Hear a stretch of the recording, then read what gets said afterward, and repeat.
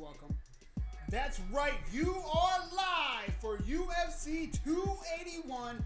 Israel Adesanya versus Alex Pereira. That's right, it's your boy, Mike MMA, the man with the golden mic. Back at it like a crack addict in the 80s. I hope all of you are ready for this great night of goddamn fights. If you can't tell, I am stoked. Hard cider in hand as always. Coffee is coming. You might even see a couple shots of whiskey if I'm feeling frisky. Once again, UFC 281. What a stacked night of fights. First and foremost, let's start the goddamn card. Right after this fight, I will go over the rest of my picks for this card. Right now, we are in the first of 3 rounds in the first fight of the main card. Hooker versus Poyes. Let's go. As always, if you need links, closed mouths don't get fed. If you need them things, all you gotta do is ask, baby. I'm here for you. It's me, you, the golden mic, UFC 281. Are you fucking excited yet?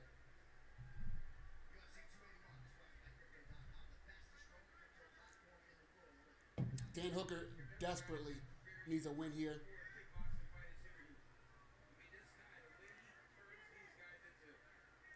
Poyes is definitely his biggest competition to date, and he grabs the ankle very sneaky.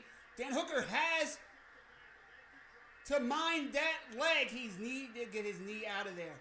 Right now, he's not in danger. He's trying to stack him so he can wind up on top, and he does. Beautiful grappling from Dan, the Hangman Hooker.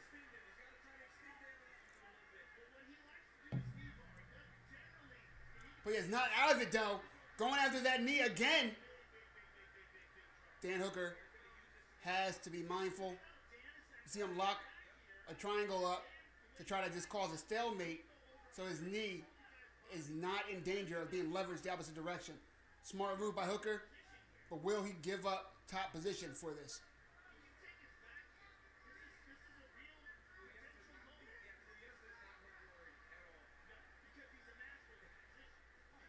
Dan Hooker throwing some strikes, but not able to really figure out how to wind up in a beneficial position down here. He's playing a dangerous game. His leg's still in danger. He's got to fight that lock. He's got to fight that lock, and then he needs to get his knee out of there.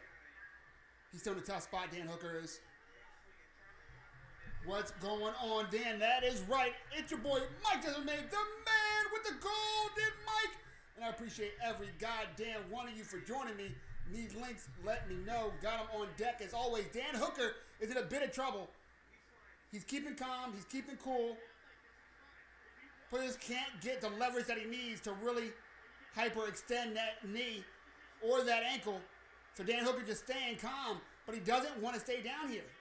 One wrong move and his leg can go home with his opponent.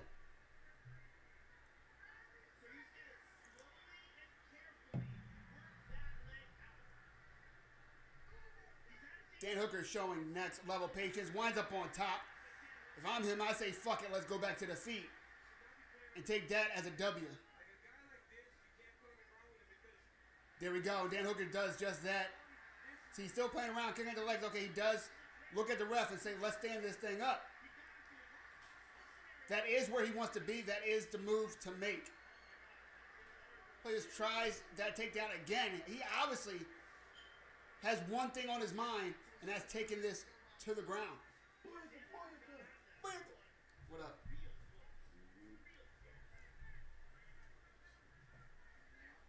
My boy Zai here, also known as the man without the golden mic. Starting off eating, bro. It's only one way to start the night. That's where energy, Zai. You understand what I'm saying to you?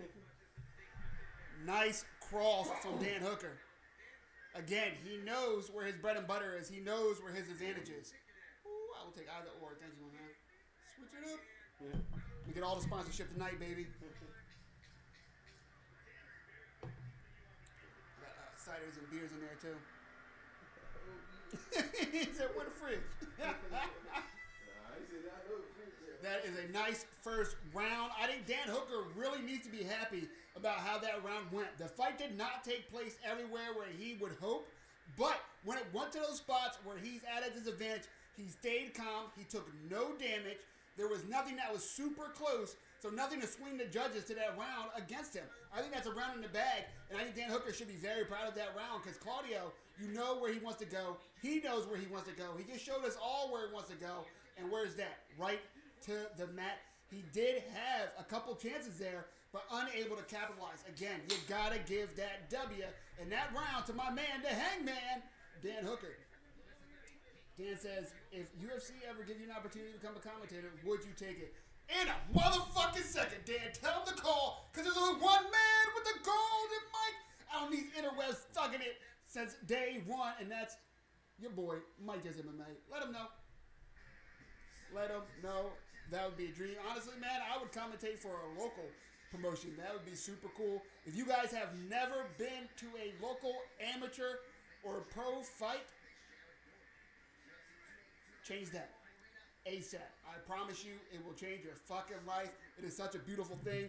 The sound, the feel, the energy, fucking amazing. I'm so lucky to be not too far from Atlantic City, so there's fights going on regularly. Your boy stops around once in a while. Last time I won, I saw the champ, Aljamain Sterling, and a couple of his teammates. Here we go, round two. Of course, every round starts on the feet, and that is exactly where Dan Hooker wants this fight. Can Claudio show Dan anything on the feet to make him respect him? Because as of right now, Dan has one mindset. Keep giving him these hands. And when he tries to go on the ground, back the fuck up, tell him to get up, and guess what? Give him these hands. There you go. Take down. Nope, get up. Take these hands. That is the game plan of Dan Hooker, and it's beautiful. Nice kick to the body. Dan Hooker does have dangerous kicks. He does have a diverse wheel set of striking, and as we've seen, he has pretty damn good defensive grappling. Good on him. How about the left hands tonight, ladies and gentlemen? It's been non-stop with the lefts. We're talking about crosses and lead hooks. Sorry, strong jabs and lead hooks.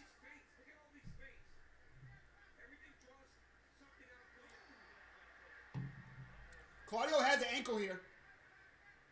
Hooker has to be calm. No, do not go for the guillotine. He's going for the guillotine. That's deep. Wow, it was so deep that Claudio just fell to his back.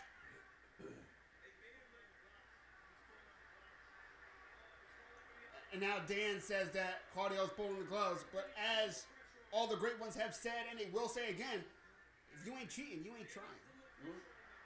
Claudio's trying. Again, he keeps trying to go for these wacky Tony Ferguson-esque takedowns. And it did work, but once you know the guy's going for that type of Grammy, you just know to pull your leg the fuck out of that square footage on the cage. Pick your foot up, move it the fuck back. Those single legs are nice, but on the wrestling mat, I think he's taking Dan Hooker down with those. But in the octagon, you back up to the cage, post up, and dare him to switch to a double. Look, Dan Hooker is looking very good. The crowd's booing. Fuck them. There's a beautiful fight. That single leg, again, Claudio's relentless with it. But Hooker able to get his foot out every single time. Walks back to the center of the octagon, not expending too much energy, and saying, get up and take these hands, Claudio. One thing I would like to see a change to the rule set is something that amateur wrestling has had pretty much fucking forever, which is a stalling rule, a very aggressive stalling rule. Pride had it as well. They had a yellow card type system. But in wrestling, you have to be, attacking. You can't just be defending and sprawling nonstop, because you will get called for stalling, and you will be giving your opponent points. How exactly they do that in MMA, of course, has to be longer than a 30-second soliloquy from me while drinking a hard cider. But I do think it's a great idea.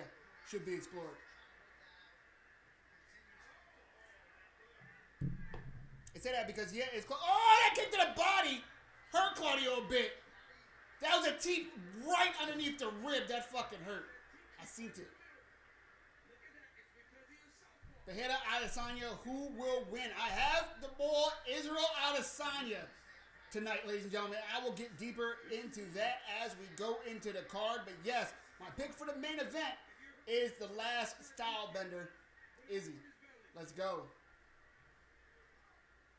Why man's keep dropping like that? He's trying to force the action to the ground. He's trying to tangle up the legs to get him, even if he's on top, even the other guy's on top, he's cool with that. He has an advantage in grappling. So he's trying by any means to get him to the ground. Was that a low blow? Was that a kick to the body? Oh, kick to the body. That's it. Let's go, Dan Hooker. Let's fucking go. Wow. I'm not even going to sit here and be a fraud. I had Claudio as my pick for this first fight. The heart was going with Dan. Looks like the brain should have followed. Because Dan had beautiful, beautiful defensive grappling. I mean, God damn it, guys. I don't know if you get excited as I do.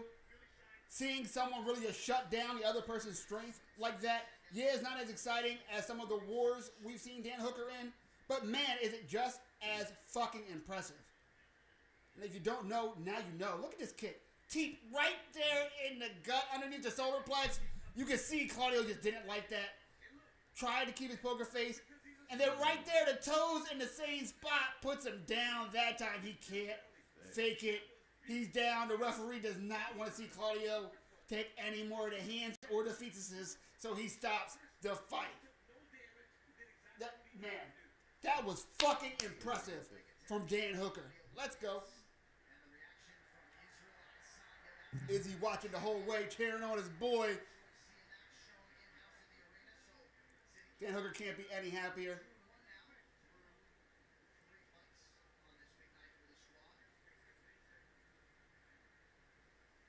Cannot wait to hear what the Hangman has to say. Didn't even get to go into the stats. I was so damn excited. You know what I mean? So much for that. Claudio not even making it back up. That was brutal. How crazy is it for Dan Hooker, someone who was ended by kicks to the body, and there's Claudio, ended by kicks to the body from Edson Barboza, and then he gets a body kick finish. Not many body kick finishes in the UFC in general.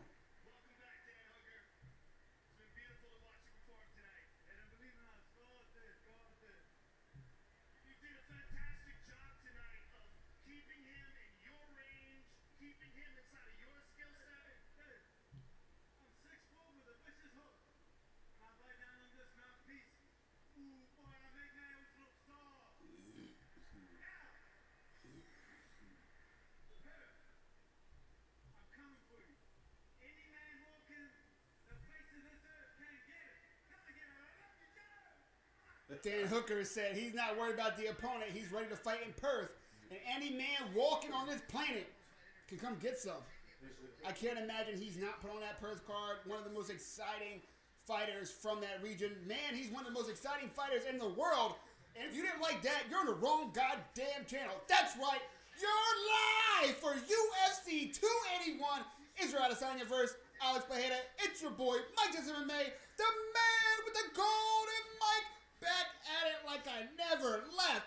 Let's go. What a great fucking first fight. If you're digging what I'm doing, don't forget, thumbs up, subscribe, follow, etc., etc., etc. Yes, of course, it is Mike MMA on every major social media platform. Check me out on the gram. You understand what I'm saying to you? Here we go. Setting up for the next fight. Edgar Gutierrez. Woo! Are you fucking ready to see the man, the myth, the legend, Frankie Edgar in his last fight? I'm sorry. Is this Kamaru Usman in a Black Panther commercial? Hold on. Oh, shit. Hold on. What is happening?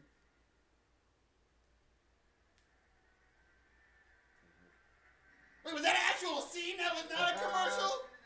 Kamaru Usman is... I feel like I heard about that, but I didn't realize he was had a whole, whole party out there talking. All right. A lot going on with your outfit, but all right. Speaking of the champ, Aljamain Sterling, the Funk Master, in the building. Also, your champion Jamaican-born Leon Edwards. The two Jamaican champs sitting next to each other. I dig it. I'm digging it. Frankie Edgar, again, the man, the myth, the legend, the Jersey native. Jersey, stand up in the building.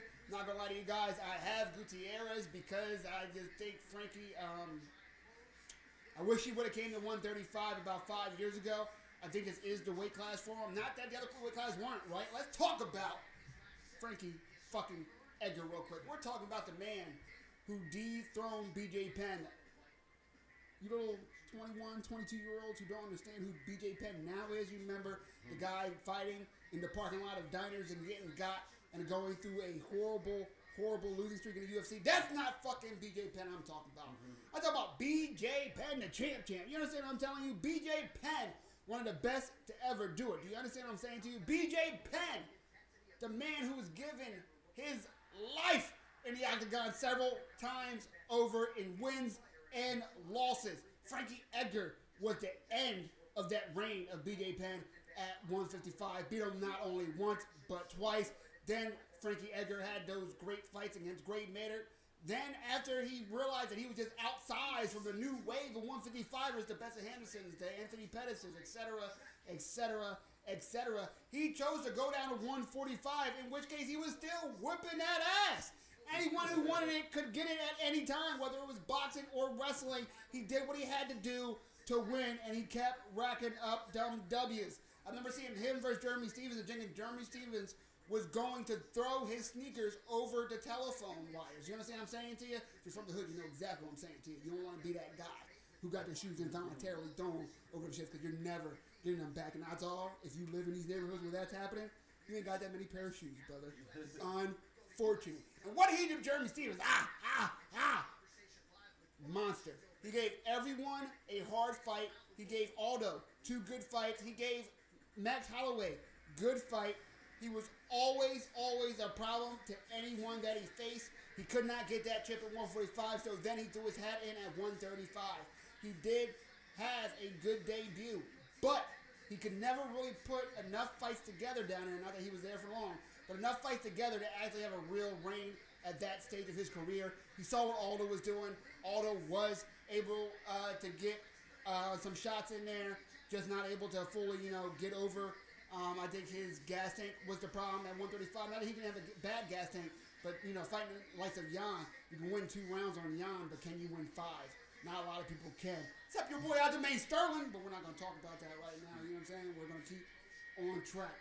Gutierrez, nowhere near the storied career that Frankie has. I do think this is going to be ugly. I do think this is going to be a car crash. I just don't know if the former champion has another car crash left in him. Look at that, though. Look at the records, the accomplishments. Almost 1,800 significant strikes, second most in UFC history. Almost 8 hours of fight time, most in UFC history. 73 takedowns, 4th most in UFC history. I mean, can you be more impressed with one individual than you are right now? Look at Frankie Edgar's eye.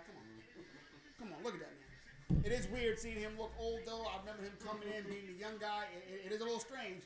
Made me feel a little, maybe I shave my beard off or something. You know what I mean? That's not going to happen, ladies and gentlemen. Don't worry. Beard's here to stay.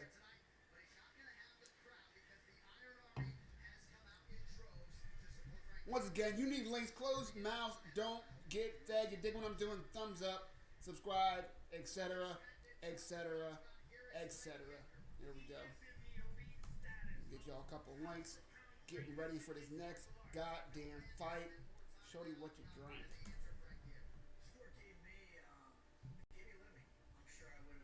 They're about to show a bunch of Frankie highlights, and I might tear up, ladies and gentlemen. I might tear up. I don't know what to tell you.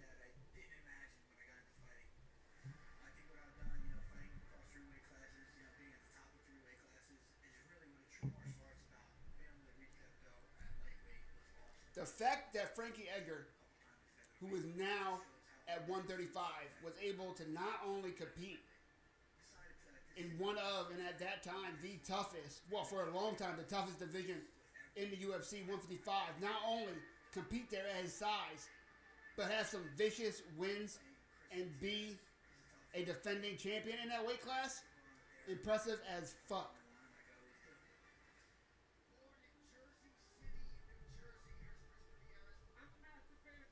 Oh, Gutierrez is from Jersey too? Oh man, they're trying to split my loyalties. Trying to split my loyalty. West Jersey. There is no such thing as West Jersey, bro. I don't care what nobody says. Let's look at Chris El Guapo Gutierrez's record as of late. Coming off a win, does this man only have 1 UFC wins?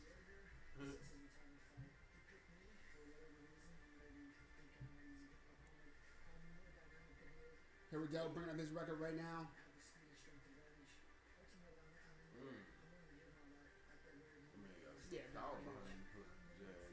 Yeah, for real. His last win was by spinning back fist and elbows, TKO. Damn. Round 2. Look at these highlights from Gutierrez. This is what I'm talking about, car crash.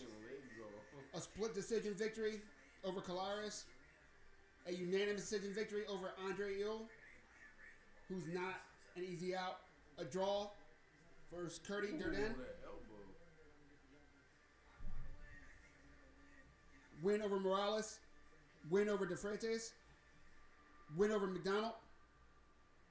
His last loss under the UFC banner was his debut at the Ultimate Fighter Heavy Hitters in 2018. He has not lost since. He has 6 wins, 1 draw since that time. We're talking about a guy who is trying to make a real run out here in 135, which is one of the hardest divisions. In my opinion, the most competitive from top to bottom division in the UFC. 31 years old. If he's going to make it happen, it is now. Coming off a brutal win. It's Jersey versus Jersey. It is the old guard on the way out versus the mid guard trying to make their fucking run at the title. We are seeing 2 careers going in opposite directions. We are about to see 2 trains meet. Which one will reach the station? Again, my pick is Whit Gutierrez. My heart, my Jersey heart, is with the man, the myth, the legend. I got Frankie Edgar in my heart.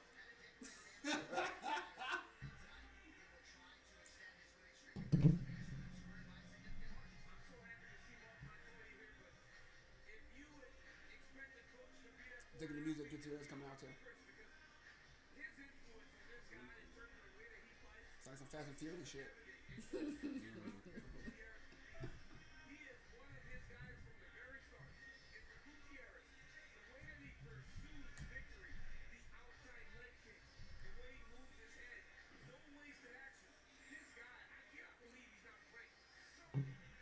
Gutierrez is looking dead serious right now. 3rd highest significant strike accuracy in UFC bantamweight history at 58%. 6 out of 10 of his significant strikes are landing in this division. One of only 10 spinning back fist knockouts in UFC history. And some clean lines on that tattoo, may I say.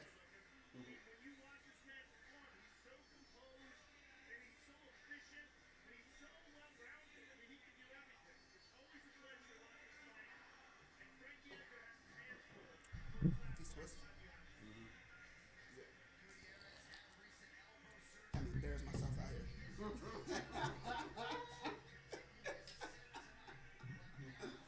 that be some shit? Me need a golden can opener.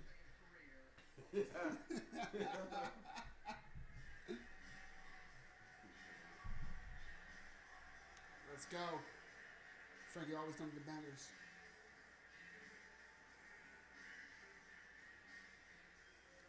Woo! Y'all know about this. Y'all too young.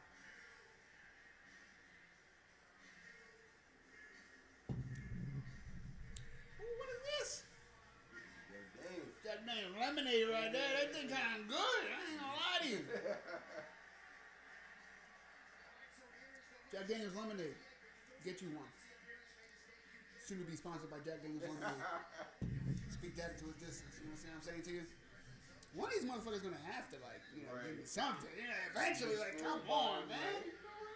For real. Yeah. Yo, throw me a bone. Give me a chance. Jack Daniels. He's selfish.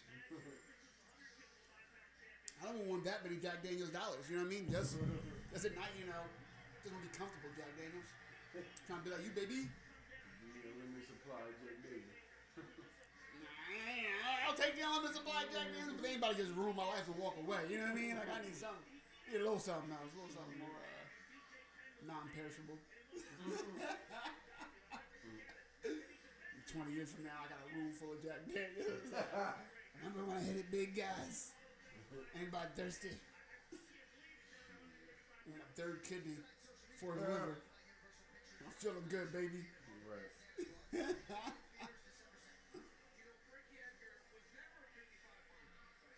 Max Holloway said, let's go. Frankie Edgar, one last ride. I'm with you.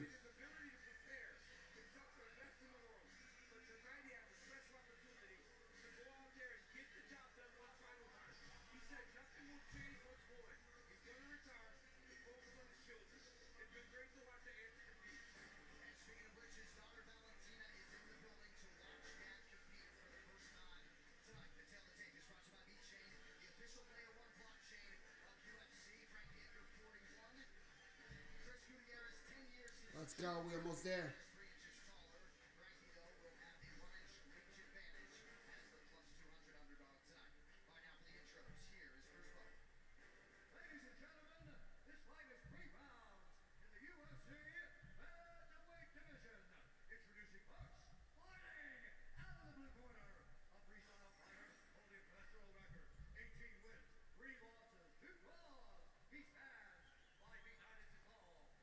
I'm nervous. I'm nervous.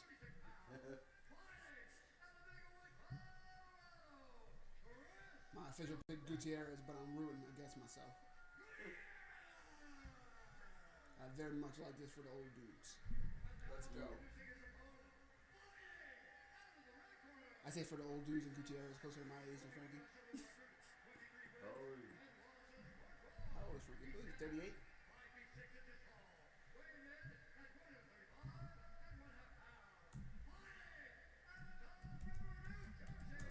North Jersey versus South Jersey.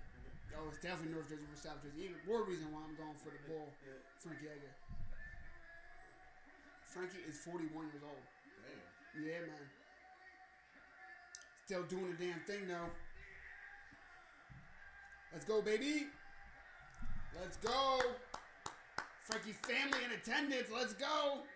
His wife looks Jersey as fuck. She looks South Jersey Shore as fuck.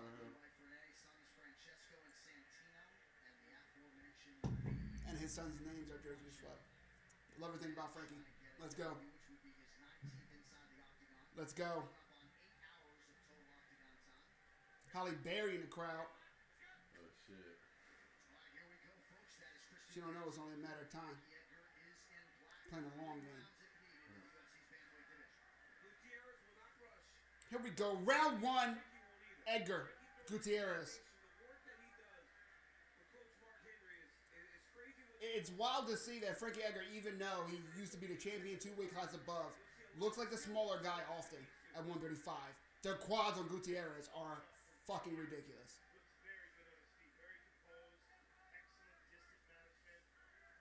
The boxing of Frankie never to be called into question. That man has hands.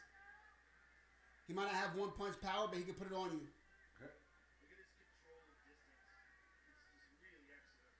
And he can switch to a double leg at any fucking time.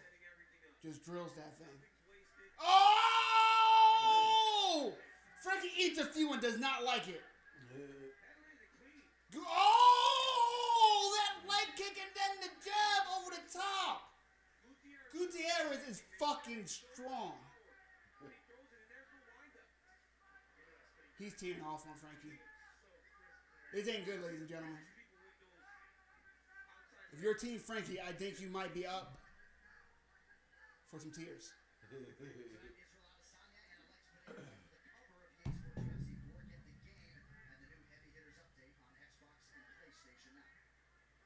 Ooh, that jab is lightning fast and heavy from Gutierrez. He's just flicking it out there. And it almost looks like he's smiling. He's having fun, Gutierrez is. He feels no danger for Frankie. And that is not good. Frankie, of course, very technical, very fast. But if he can't make Gutierrez react because Gutierrez doesn't give a fuck if he eats them, then that's going to be a problem. Oh!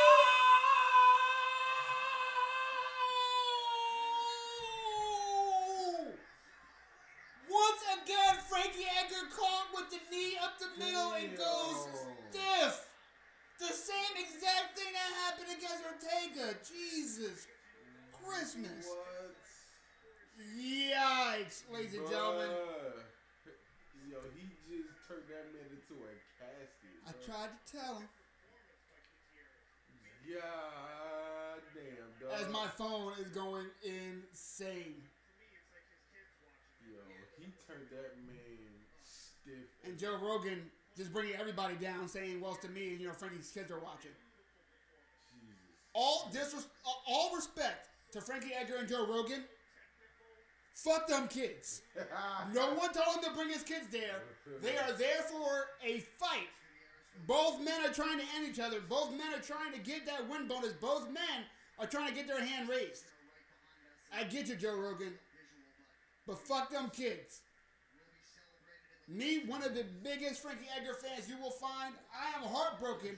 But goddamn, Gutierrez deserves his flowers. Yo, he starched the fuck out of that dude, bro. And I just wish he would stop pulling on Frankie's neck like Frankie's done. Fuck. All respect from Gutierrez, all respect from Edgar, all respect from both corners. This is the beautiful thing about the sport, brutal though it may be. He was about to lift Frankie, and Gutierrez like, no, man, no.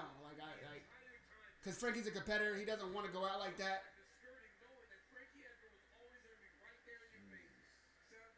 This is emotional for everybody. Of course, I think Frankie said I wasn't out. Which, that's what happens when you go out. You don't remember. Oh, that knee connected. Oh, yeah, stiff. Yeah, he's literally out cold. Ain't no way you not out, bro. Oh, that knee. Right to the chin. All over the jaw. Just instant knockout. Look at that. Switches. Boom. He plants and bam. Brings that knee right up the middle like an uppercut. Gutierrez didn't even follow up. Damn. God damn, son. Jeez, man. Yeah.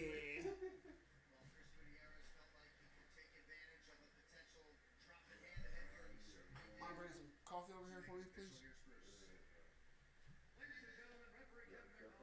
Yes, sir.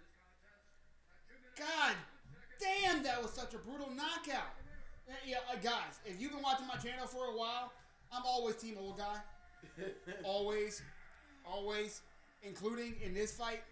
I said I picked Gutierrez. It was all with my head, not with my heart. My heart is always with Frankie. What a Hall of Famer. What a great career. Everyone respects him. He did a lot of amazing things. What did I say about my pick? I don't know how many car crashes Frankie Edgar has left in him. I actually said, I don't think he has another car crash in him. Car crash. He didn't make it. That's what happened. You would think I do this shit. You would think we're live for UFC 281. Israel Adesanya versus Alex Pereira. Yes, it's your boy, Mike Jesse MMA, the man with the golden mic.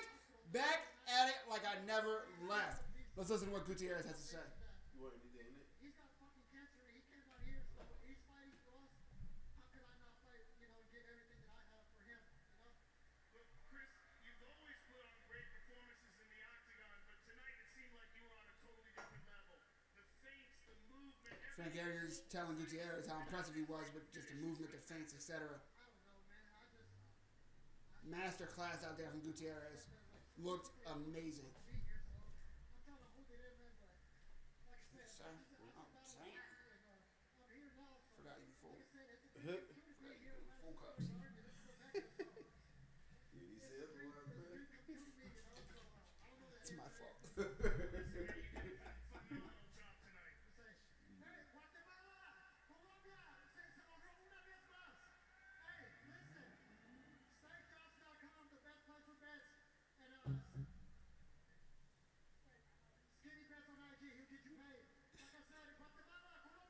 Gutierrez out here with the commercials and promotions for the sponsors.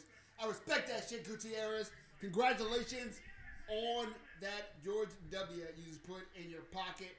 He now has been undefeated for 8 straight fights. That's 7 wins and 1 draw. Let's listen to what the answer Frankie Edgar has to say. Of course, disappointed, but nothing to be ashamed of.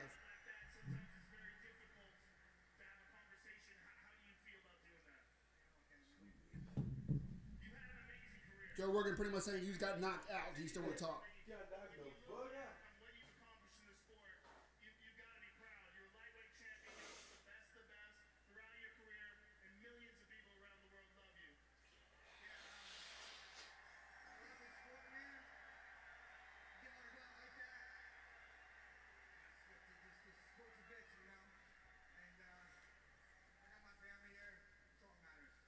Frankie just saying all that matters is family. The sport can be a bitch, and yeah, man, that's a fact.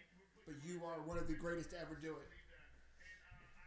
Honored to watch the career of Frankie Edgar. Wish him nothing but the best. Hope the UFC take care of him.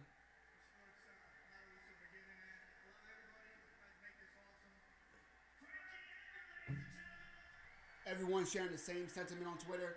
No one wanted to see Frankie lose. Again, it's just wild. He was the champion at 155, still undersized at 135.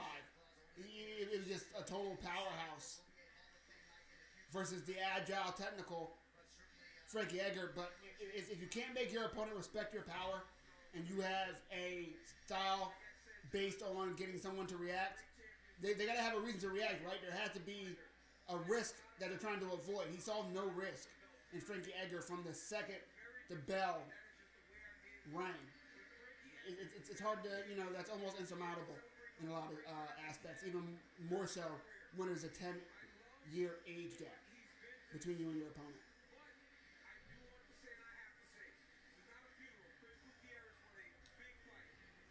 He's about to retire. Who? Frankie?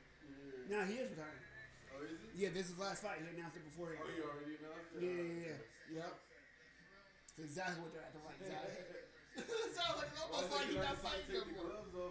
Oh yeah, he definitely didn't take the gloves. That's just kind of probably because he's concussed, bro. His manager Ali.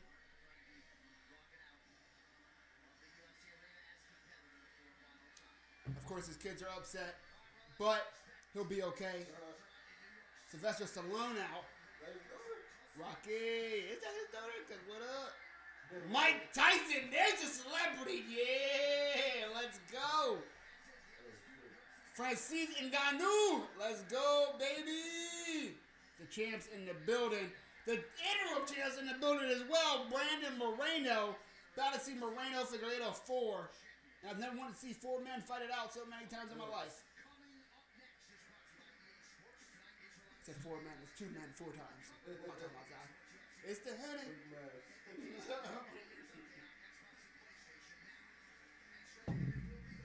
Next is the fight that many might dub the people's main event. We're talking about Michael Chandler versus Dustin Poirier. Let's go into the recent careers of both of these men. Impressive of careers as you'll ever fucking see. Let's go. You hear that typing? You hear that research I got? Quick hands. You feel me? Circle fingers indeed. Justin Gaethje in the building. Not the actual building, but they showed him wherever the fuck he's at. He might have actually been backstage. Oh, and then there's a Justin Gaethje commercial. There you go. Get that money, Justin. How about that team right now? Trevor Whitman team on top of the world with 3 champions, now with 0.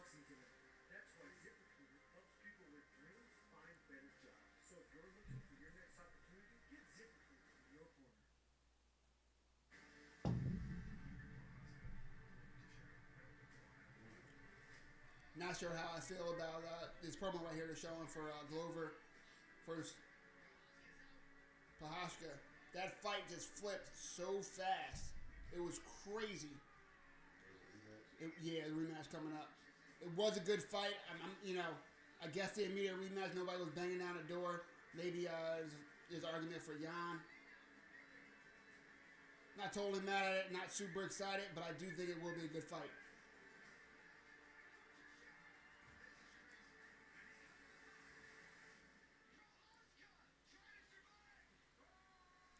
you what, Prochazka showed some heart in that. And submitting Glover Teixeira is very fucking impressive. But he was not winning that fight.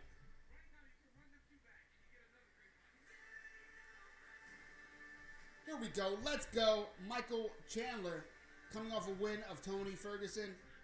That front kick knockout. The knockout heard across every meme. A nasty front kick he set him up with. Tony Ferguson was looking good early too. Shame to see for him. It's kind of how his career is gone, honestly. He either gets bulldozed or he looks good and then gets ended. Very unfortunate. Before that, the aforementioned Justin Gaethje in a 3-round war. But man, Michael Chandler, I will say, looked like he started gassing. He was doing very weird things, walking right into Justin. Doing a lot of taunting, hands down, which of course were all cool and an exciting fight. But if you want to be a champion in the UFC at 155 pounds, you got to be able to be that dog. If you're going to be that dog, you got to be that dog from the second the fight starts until the ending whistle. Look at that. We have Jan on the co-main against Magomed Ankalaev. That's likely a #1 contender fight. Paddy Pimblett versus Jared Gordon. Robbie Lawler versus Santel Ponzinibbio. 2 vets in the game. Bryce Mitchell versus Ilia Topuria. A fight that was supposed to be a week or two ago on the main event of a fight night is now on the main card of the next UFC pay-per-view. That is a stacked-ass card, ladies and gentlemen. I'm not going to lie to you. I am stoked for that. That's going to be fucking fun.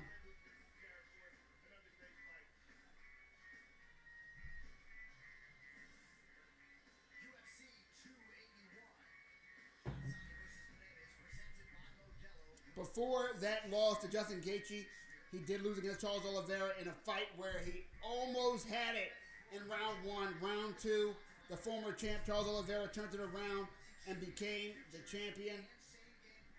He did have a win against a man we saw earlier in Dan Hooker. Before that, though, I believe that was his UFC debut. If we want to be that guy, let's dig in a little bit in his last run in Bellator. Don't forget, former Bellator champion. 155 weight class is not easy in any promotion, including Bellator.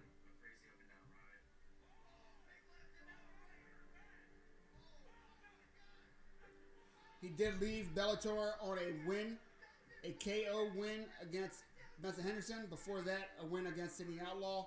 KO. He did get put out from Patricio Pitbull. Before that, win versus that rematch against Brad Primus. Beat Brandon Gertz. Beat Goti Yamauchi. He lost against Brent Primus due to injury, but you saw how he avenged that. Win against Ben Henderson. Win against Patricky Pitbull. Win against David Rickles. Win against Derek Campos. He did have 2 losses to Will Brooks, but that is all way back in 2014. He also had a loss to Eddie Alvarez before that. But he has not been on a more than 2-fight losing streak since 2014. And he only has 2 losses in a row once since 2015. It is very rare that Chandler loses. It's even rarer that he loses multiple fights in a row. He is coming off a win. He is riding high.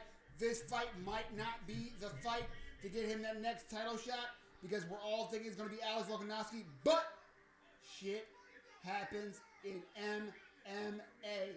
What if Alex gets injured? What if Islam gets injured? What if one of them has to pull out of the fight at the last minute? Michael Chandler, if he ever wants a shot at the UFC gold again, if he ever wants to wear the UFC gold, his path is through Dustin Poirier. It's clear. It's direct. There is no ifs, ands, or buts about it. If you lose to Dustin, it's not only an L. It's an L against perhaps your greatest adversary to getting the next title shot. Not even the very next one, the one after that. In this division, a division this deep, this many players, this many names, this many personalities, this many stories, this many rivalries,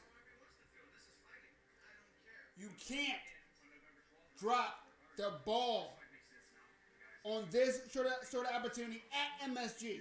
That third fight is always set up to be the banger fight. That swing belt.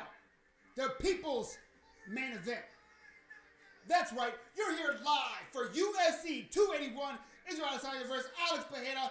It's your boy Mike Jessamine, the man with the golden mic, back at it like I never left, throwing these goddamn facts on your face. If you're digging what I'm doing, go ahead and say some shit. If you need links, closed mouths don't get fed. I got them things on deck, baby. The only place where you get the beard, the fro, the links, the golden mic. What more could you selfish son of bitches want? Was that a little too aggressive, Josh?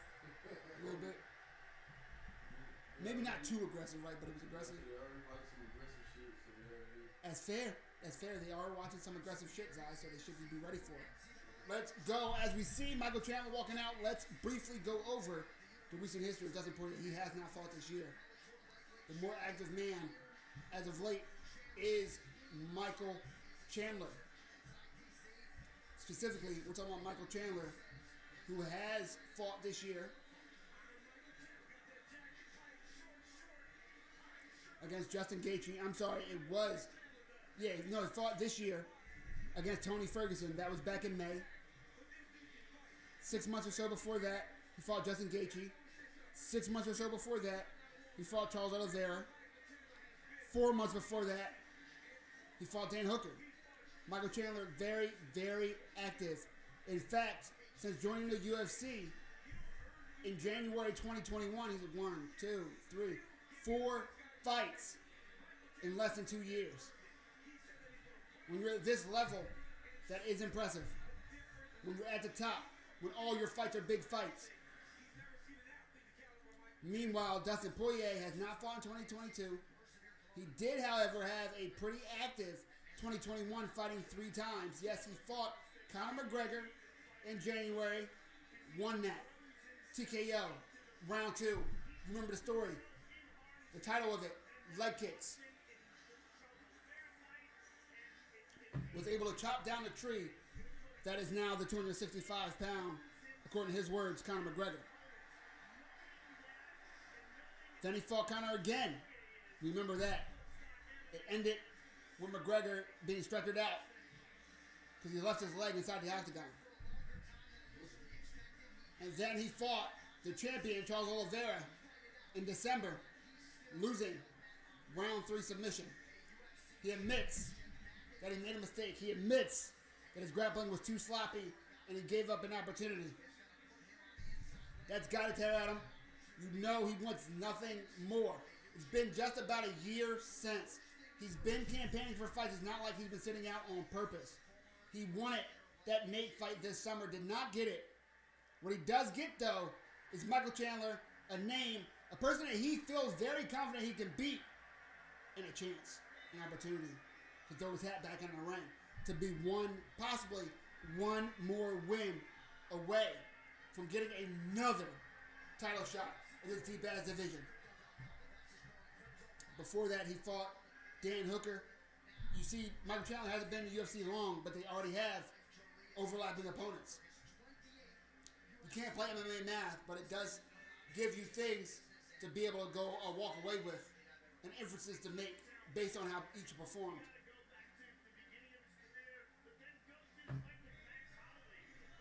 That was his only fight in 2020 against Dan Hooker, and again, he won that fight. That was in June. And then January, he fought McGregor.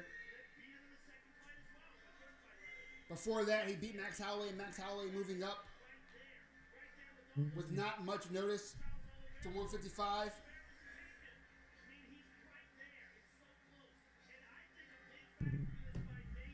But he did win that nonetheless. I scored it for Max. I know I'm the only person in the world. Watch that fight again. Before that, another title shot loss. Round 3 submission. Lost the same way when he fought for the title in 2019 against Khabib. Year before that, Gaethje won 4th round KO. 2018 as well, knocked out Eddie Alvarez in that rematch. Was supposed to fight Nate Diaz that fall. It did not materialize because Dustin Poirier pulled out.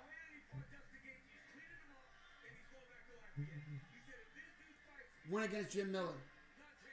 No contest versus Eddie. Went against Anthony Pettis. Must I go on? Win versus Joseph Duffy.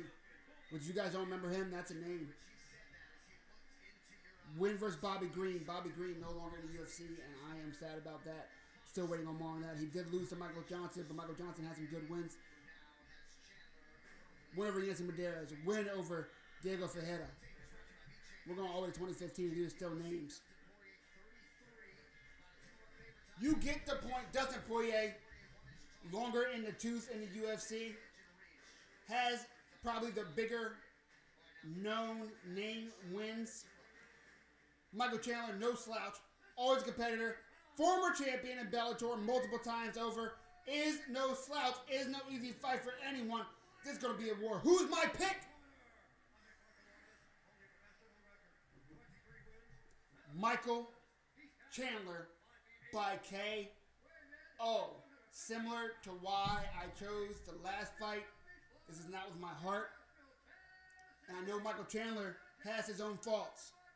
But I think when push comes to shove,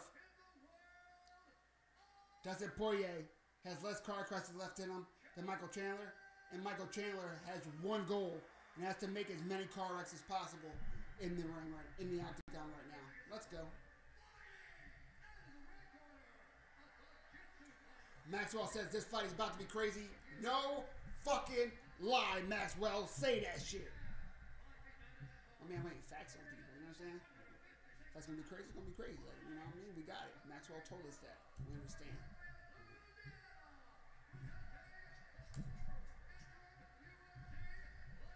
Let's go. We are done with the announcements, please. We are done with the promos, please.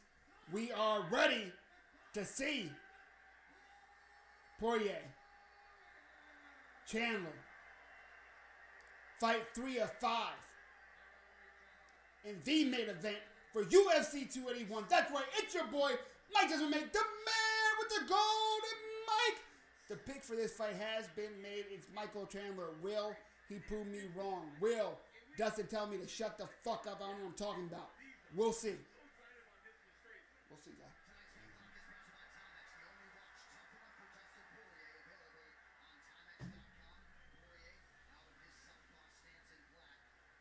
Both men in the center of the octagon. Chandler whiffs on that leg kick. He can't overextend himself like that. Dustin Poirier has them hands. That man can box. One of the better pure boxers in the UFC.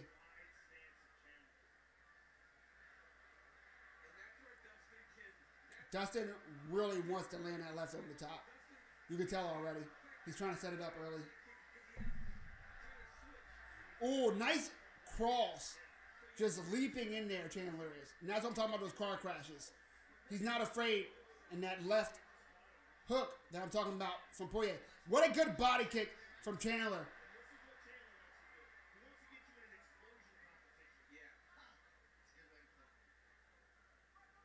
Oh, goes for the takedown. Good defense from Poirier. Neither man exhausts too much energy on that exchange, though. Nice cross to the body from Chandler. I like that. He might use something. He might use that just to set up Dustin. Dustin trying to do the same thing with that jab to the body. Because with orthodox versus southpaw, so it is an open stance. That kick to the body all day.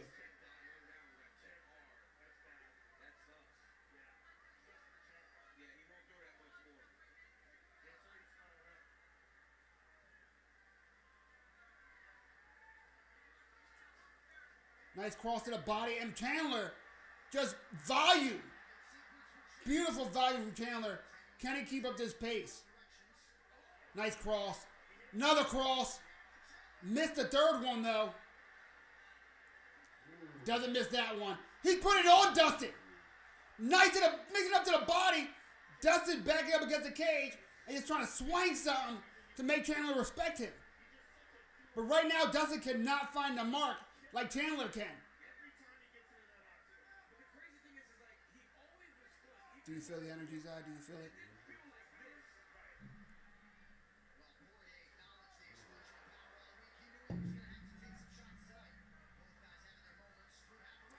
Chandler throwing these punches together ridiculously hard.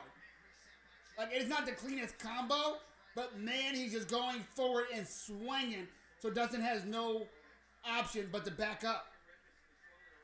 He doesn't want to play the game at inches and be caught on the wrong side of those strikes. Nice leg kick for Poirier.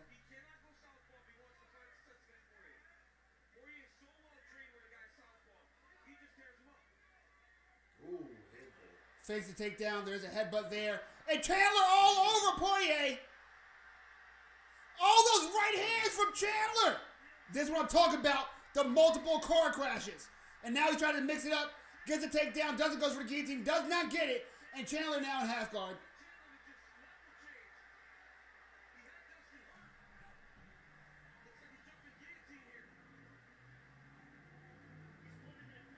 Trying to isolate the arm to go for Kimura. Poirier too strong. Poirier now trying to get his butt up against the cage and work his way up. He already has a base. He's posted. Chandler's going to have to pull his hips underneath him. Had to pull Poirier's hips into him. Unable to do so, but Dustin gives up his back. That could be costly. Chandler was too high, fell off. Can Chandler drag him down and stay on top? If I'm Chandler, I don't want to blow my arms out right here. I'll let him go. But Chandler not giving it up. Poirier tries to switch. Doesn't get it. Gives up his back. I don't like how Poirier is giving up his back to Chandler and then gets suplexed. Chandler could have kept the back, but instead tried to strike. I don't agree that was the right move. I don't agree that was the move, and I wonder how much energy Chandler gets exhausted. Poirier's on him. He smells blood. Poirier smells blood, but eats one from Chandler. Oh, the right hand from Poirier puts Chandler down. Poirier up, but man, he doesn't want to stand in the pocket with Poirier. Now Poirier landing. Kick to the body, but oh, Chandler's got to keep his hands up. Poirier's picking him apart. This looks like Dustin versus Conor 1. And now Poirier on Chandler. Poirier now picking him up. Chandler cannot stay on. Elbow! Yo, that bell saves his ass. The bell saves Chandler, and Poirier is fired up. Holy shit. He said, I got something for that ass. Ooh, I don't know who won that round. Jesus Christ. I'm assuming it's like Poirier just because he knocks him down a little bit. You said who? Poirier. You said you get around to Poirier because he ended it like that? Yeah, possibly, bro.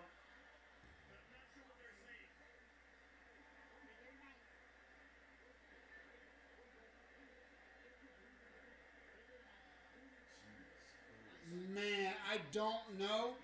It was an easy, a close round. But if Poirier was able to steal it from how it ended, that's not good for Chandler. But look at it. He had such great moments. But Poirier can hit. He's a big boy.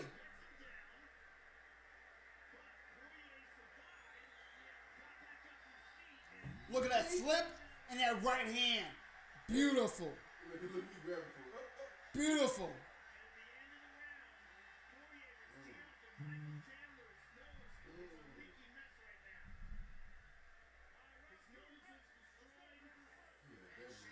My boy says Chandler emptied the tank, and I thought he was going to win, but Poirier a monster. Don't be facts. I do think Chandler emptied the tank too much. I do think he should have let go of one of those takedowns.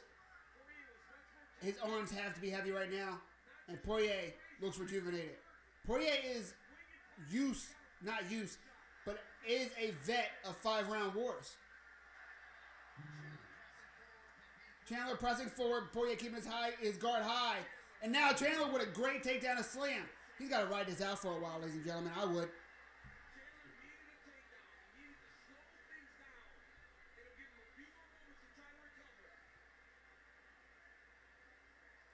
If I'm Dustin Poirier, I stay down here as long as I can. I'm scoring, and I'm getting a break. If I'm Poirier, I'm trying to kick off the hips, and I'm trying to work my way up. You can't let Michael Chandler get a second win. That's dangerous. He was giving you them hands early on.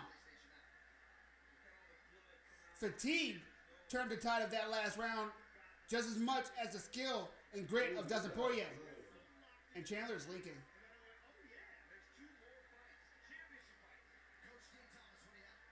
Chandler staying busy. Poirier trying to throw up a triangle. Chandler needs to be careful. Oh! Some of my blood just squirted out. Chandler now in an advantageous position. He needs to get these hooks in. He needs to get these hooks in. And all that blood, if you're wondering where it's coming from, is Chandler's nose. Chandler has one hook in. Poirier needs to hand fight.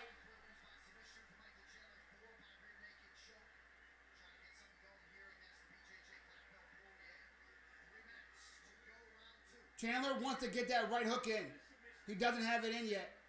And Dustin turning on that other leg so that he can't get it.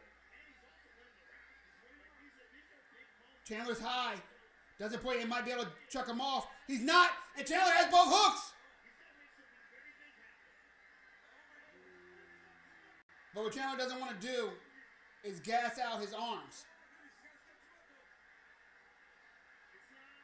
Can Chandler flatten him out? He's a bit high.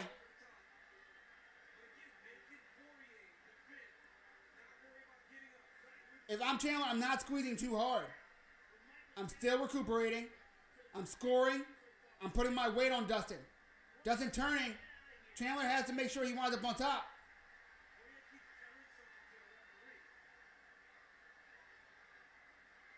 Chandler just making Poirier uncomfortable at this point.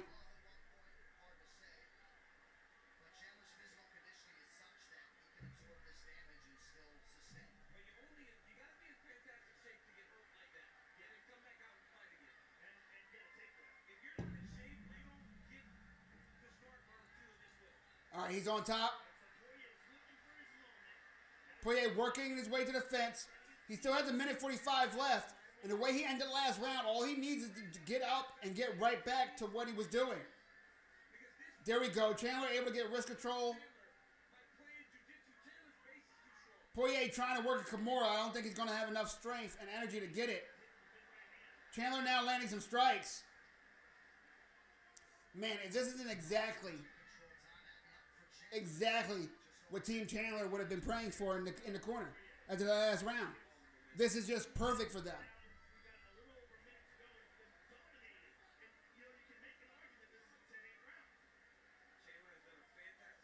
Joe Rogan flows a 10-8 round. I don't think it's 10-8 just because I don't think there was enough damage.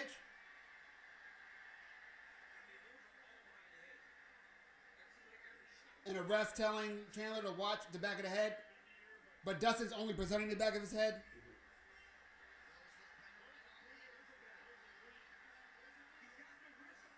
Dustin complaining. Instead of complaining, he needs to worry about getting out. The ref tells him, no, those ones were good. What a great fight so far. What a great fight. What grit from both men.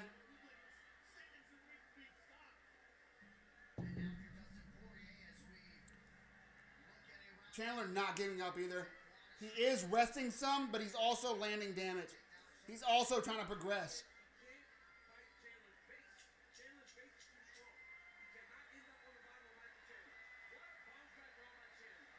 Wow. That first round was close, but I agree with my friends over here that the first round was ended very well by Poirier, and he stole it. The second round, there's no discussion, no doubt. That round was Chandler. 1-1. Third round. The last of three. Who's going to take it? It's not about who wants it. They both do. Come on now. Who's going to take it?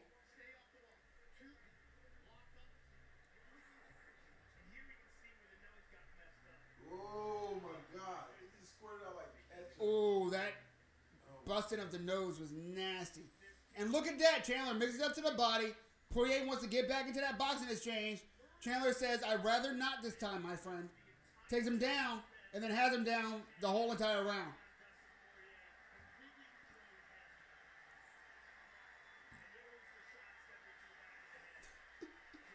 As Chandler punches Dustin Poirier in the back of his head and says, that wasn't the back of his head. You're blind, ref. You don't know what the fuck you're talking about.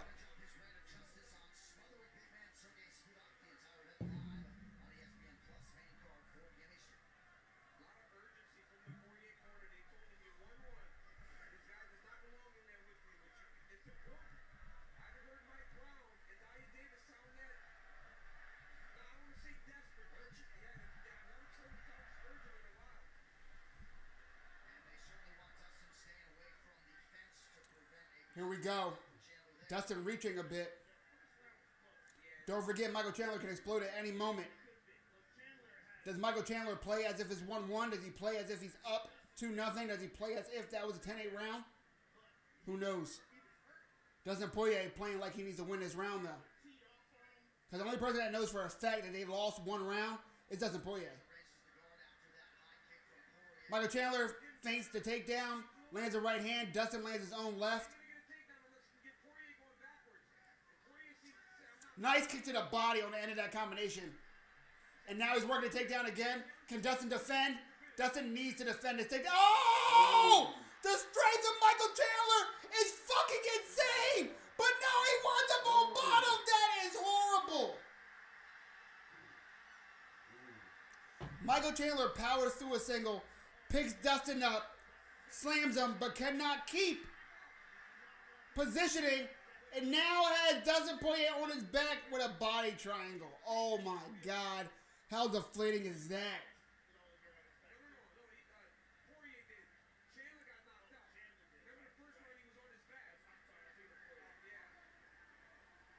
This is horrible for Michael Chandler.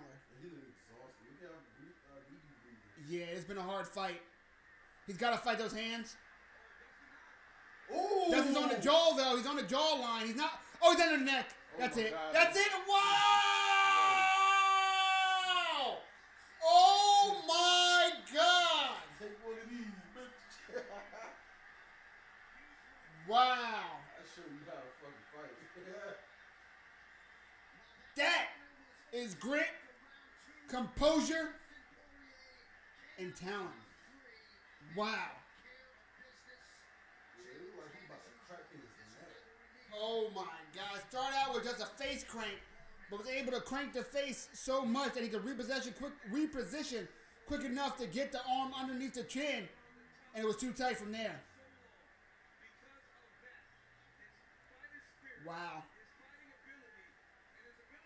Dustin Poirier just proving that he's still top of the class, man. Look at this. Chandler, one for the slam, tried to dump him off. Couldn't fully get him slammed on the mat. Then try to get to the back too fast. Try to do too much, and then boom. You have a Brazilian Jiu-Jitsu black belt on your back. Look, first the face crank, then got it right underneath the chin.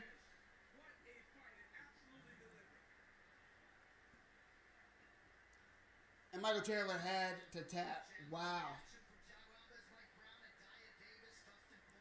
Wow.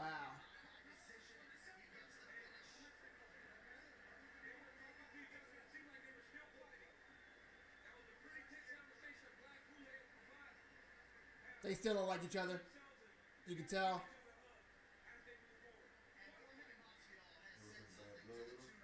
A lot of shit talking.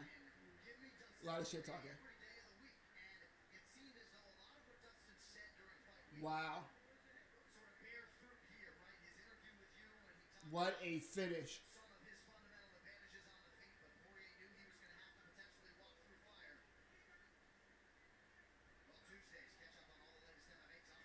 Dustin's still talking.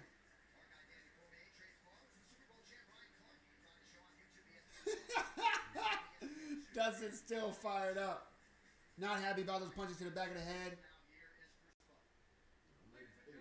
Fuck, I can't wait to hear what Dustin Poirier has to say. At 2 minutes of round number 3. Declaring the winner by submission due to a rear-naked choke. That was fun. That was fun. See, it's The Rock.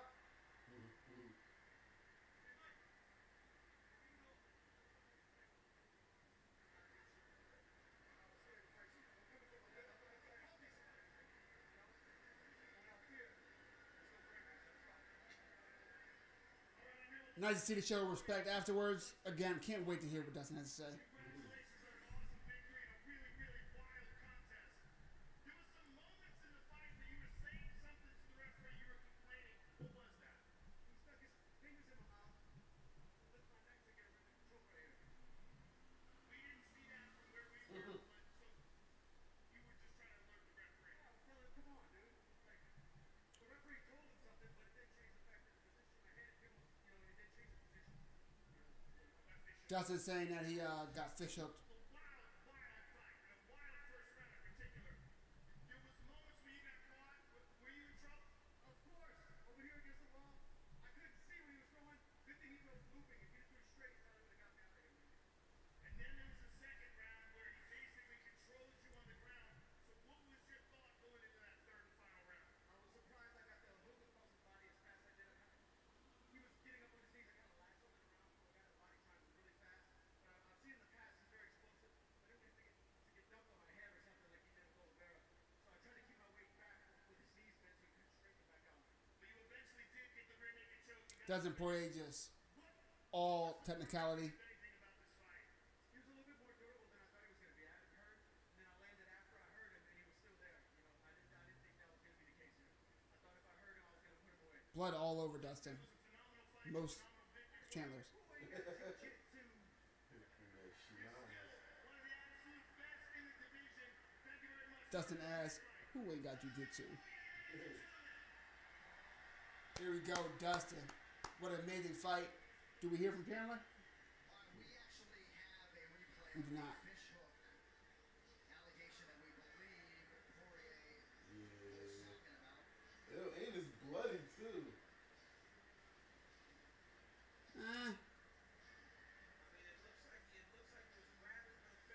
I don't know if I saw a fish hook.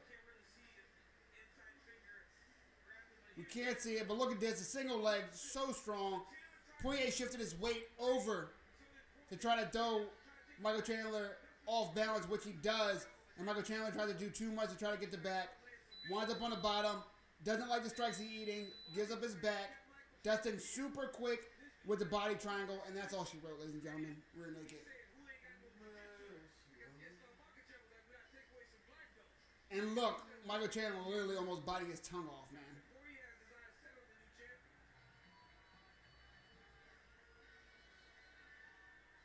What a nasty, gritty, fan-friendly fight. I loved it, and I hope you did too.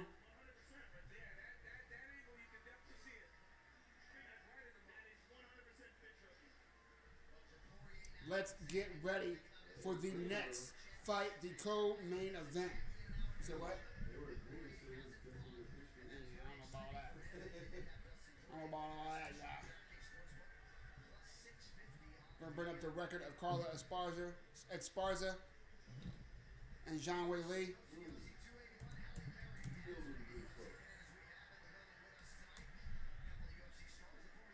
Holly Holm and Kevin Holland in the building.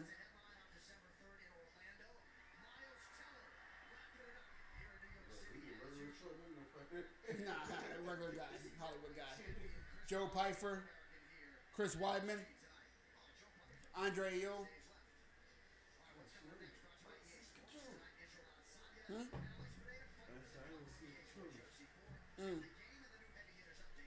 Yes, sir. You feel me?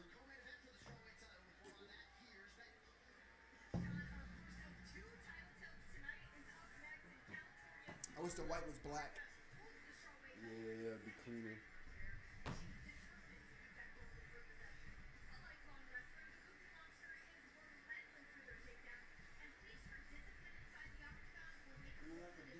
This is clearly old old school grappler versus striker. Again, if you need links, closed mouths don't get fed. That's right, we are live for UFC 281. It's your boy, Mike Desmond, the man with the golden mic. Back at it like a crack addict in the 80s. We are about to watch the co-main event of UFC 281. Carla Esparza, Zhang Wei Li. The fight we don't know if we want to see.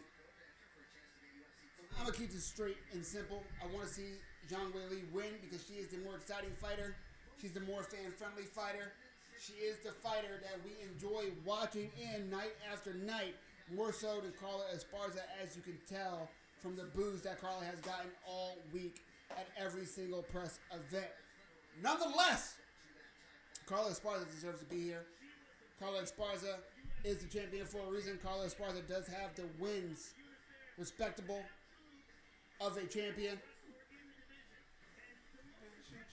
She will never be the most exciting, but god damn it if her resumes aren't one of the most impressive.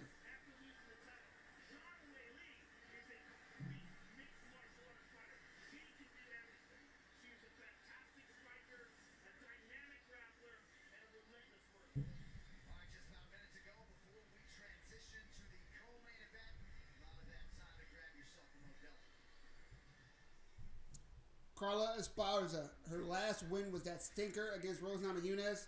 The fight not one person on earth enjoyed. Let's act like it didn't happen, but she did win. To become the two-time champion at 115, not the first. Before that, last year, May 2021, she won against Yan Xiaonan in a KO second round. 2020, a little bit more active. She had a win versus a decision victory over Michelle Waterson. Also decision victory versus Marina Rodriguez.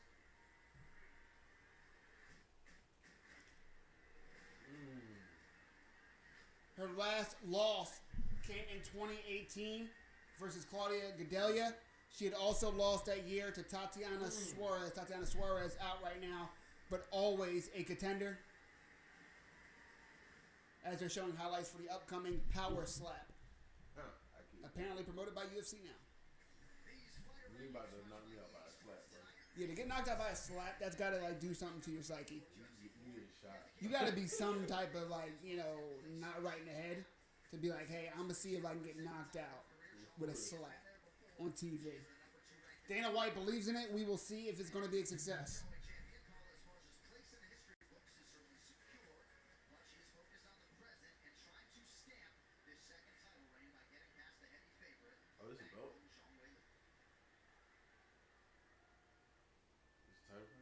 Yeah, Carla's the champion.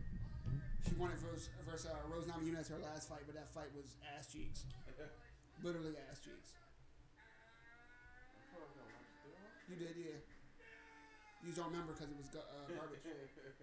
Like, not exciting. Neither one of them did anything. It was just like, oh, somebody had to win. Her other most notable wins: Cynthia Calvillo, Juliana Lima. She did lose her belt originally to Joanna Champion. And of course she won her belt versus the same person that she defeated to get her belt back in Rose Namajunas. That time by submission though. Rose was a totally different fighter at that time. Carla is a different fighter. Maybe not a totally different fighter now. But a stronger competitor now. We know how Carla wants to win, right? She wants to take you down. She wants to either win those rounds or put you in a position where you can't get up and she's landing so many strikes that they end it. That is how Carla wins the fight. How does Zhang Wei Li win? By killing you. By assassinating you. By demoralizing you. By hitting you with some shit stronger than you expected to get hit by. Going to ask Joanna Champion. Knocked her ass into retirement. Earlier this year, in June. Won that in the second round. First TKO. Don't forget, she's also doing a lot of training with Triple C, the king of cringe himself, Henry Cejudo. Look at that spinning back fist. Beautiful. Beautiful. Athletic as fuck, Zhang Wei Li is. Powerful, explosive. She hits different than a lot of these girls down here. She did have 2 straight losses to Rose in 2021. Before that was her first win. First Joanna champion. I believe that was for the belt.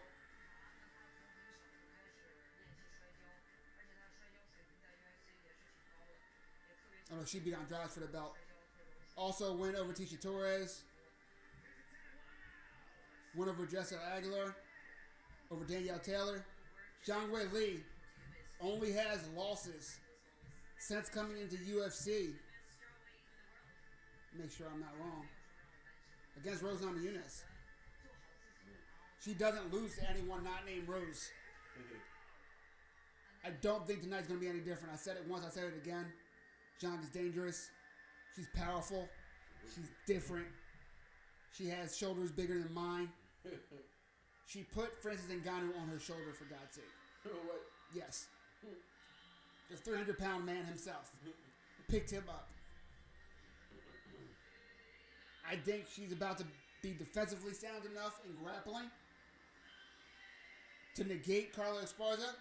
And I think when it's on the feet, Carla Esparza is going to be out of her fucking depth. We're about to see some things happen. And if I'm right, them things are going to come from Jay Lee. They're going to be received by Carla Esparza's face. We'll see. That soliloquy presented to you by Jack Daniels Lemonade. It's the lemoniness.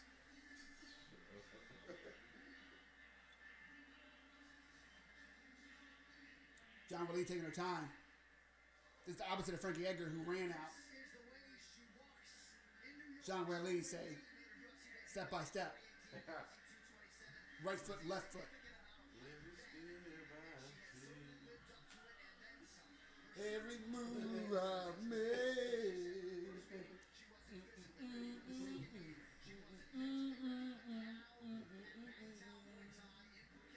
I know y'all wasn't ready for them notes. You're welcome.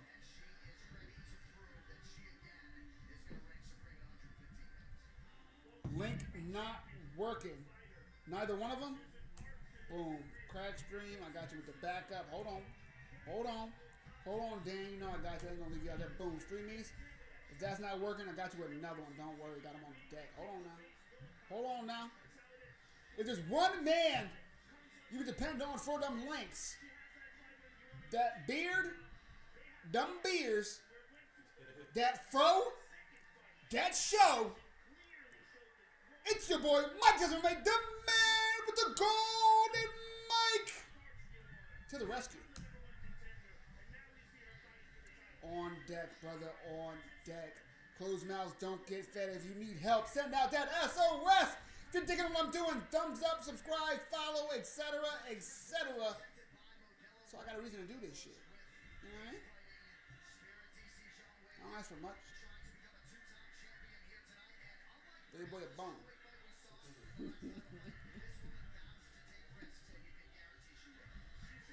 Tell your friends to tell a friend.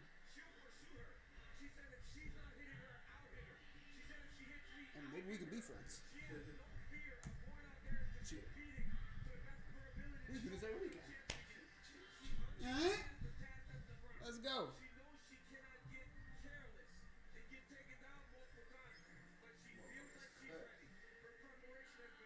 Oh yeah, Zhang Willie don't play.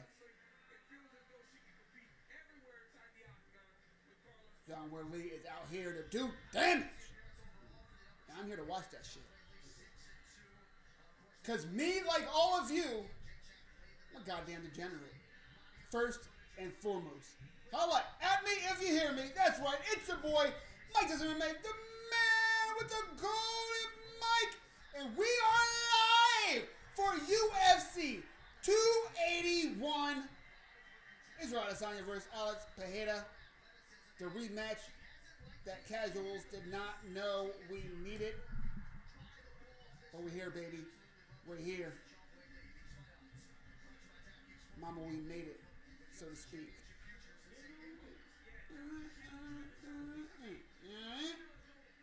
Let's go. Let's fucking go. She's a fantastic athlete. Let's see if she gets the title again.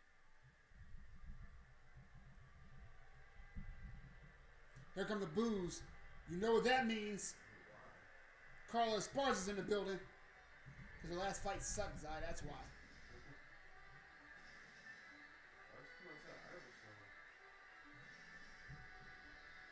I have no idea why Carlos coming out with the song, but it hits.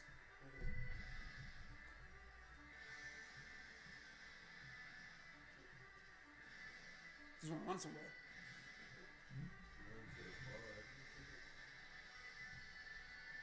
Reminds me of my Jack Daniels lemonade. I found it. Baywatch style. Slow motion.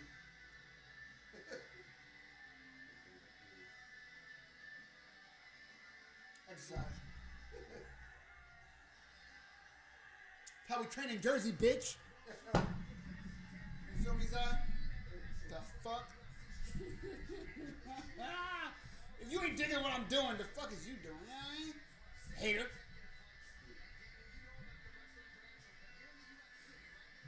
Not gonna lie, Zai. We gotta figure out the name of the song. Play it at every party.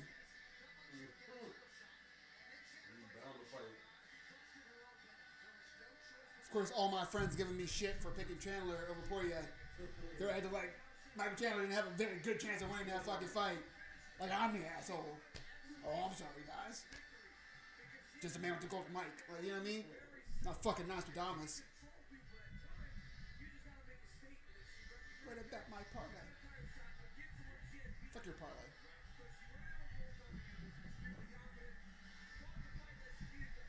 While we wait for this fight to be announced, your boy needs another beer. Give me 2 seconds, ladies and gentlemen. 2 fucking seconds. All I ask. I don't ask y'all for shit.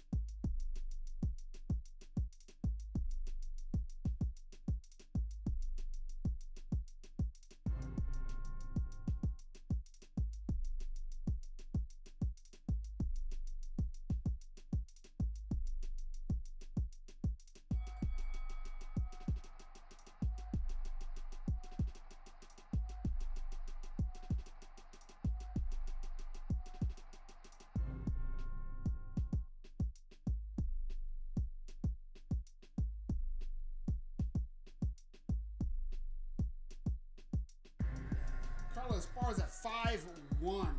Forgot about that part. If you guys are wondering what kind of beer your boy had to press pause for, Michelob Ultra, the future beer sponsor of Mike Is MMA, the man with the golden mic. Save them carbs. Get lit. And as always, rule number 1 on this channel and in my life. Fuck them kids. You feel me, Zai? Yeah, boy. Let's go. Co-main event, baby. And China is out in the building. could have sworn I just seen the Lee Jigen Lang holding the Chinese flag. All boos for the champ. Plus 300 underdog as the champion. Disrespect is real. Fuck. It's rare you see a champion be a 3-1 underdog. That means that no one expects Carla to walk away as the champ.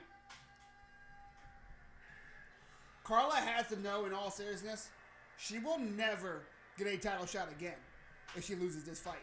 Never. Doesn't matter if she's two-time champ. UFC's never been a big fan of her. She's not exciting. She doesn't sell tickets. These aren't the good type of boos.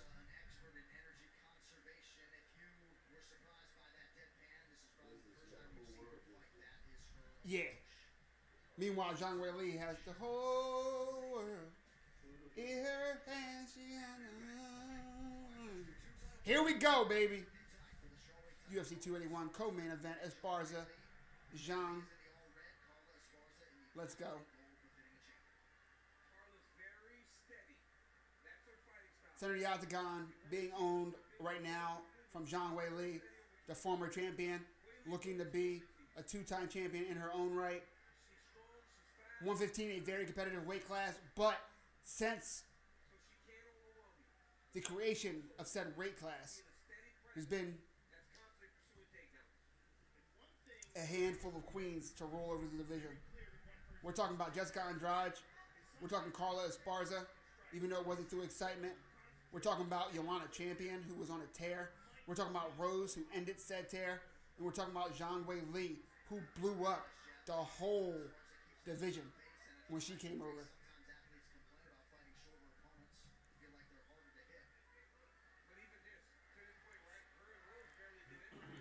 Zhang Weili keeping composure but still being active. You see her trying to employ that leg kick. Trying to attack the leg early. It is risky because Carla can grab that leg and go into a takedown. But if Zhang Weili believes in her defense, then it will pay dividends in a 5-round fight. Take that base away from the wrestler. Not very easy to land a shot, period, in the UFC. Even harder to do so when your calf has been kicked to shit. Oh. How do you turn out?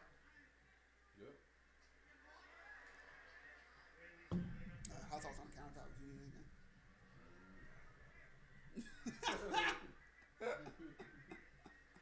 Biggest compliment. Just as you guys got friends at home, if you fix wings and no one picks up the ketchup, barbecue sauce, or hot sauce, you did good. You did right. That'll do, pig. Again, if you need links, closed mouths don't get fed. I got them on deck. Also on deck, the beard. Also on deck, the fro. Also on deck, the golden mic. If you dig what I'm doing, thumbs up, subscribe, etc. Carla's team calling for her to put combinations together. Because right now, Zhang Weili's just pointing her. Nice cross. And then that kick to end the combo. Another kick. All those right hands are lights out by Zhang Weili.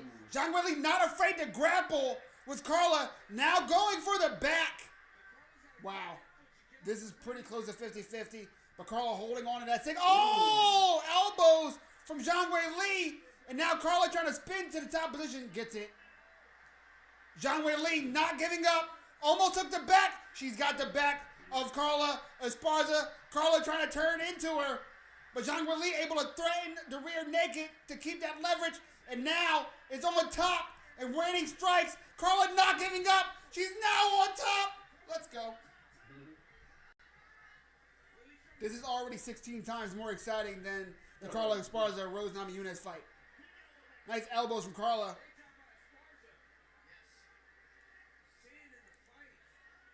If I'm Carla, I'm staying on top while staying busy. Landing a couple good shots and hoping I can steal this round in the judge's eyes.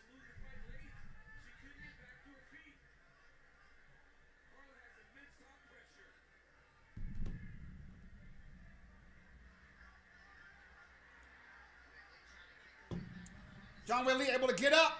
Ooh, and makes Carla something for trying to chase her. Carla might regret letting Zhang Weili up. I don't get that. Lee is putting a ton of pressure on Carla Esparza, man. Carla did a good job about scrambling her there. Ooh. But in the stand-up, she looks so hesitant. Like, she looks unsure of what she's supposed to do. Zhang Weili throwing all types of strikes. Throws a body kick. Zhang Weili's unafraid to kick. She's not afraid of these grappling exchanges. She's actually welcoming them. And trying to capitalize. Spins to the back again. You can tell she's been drilling the fuck out of defending those single legs from Carla. And trying to take the back and wind up in an advantageous position. Beautiful grappling from Zhang Weili. Nice elbow from Zhang Weili, the former champ. Landing some nice ground and pound from top position.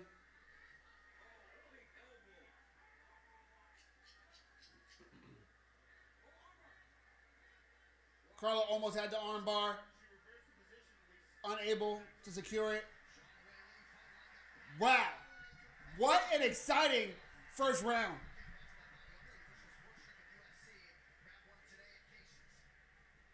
I'm going to say Zhang Weili won that round. But a good round.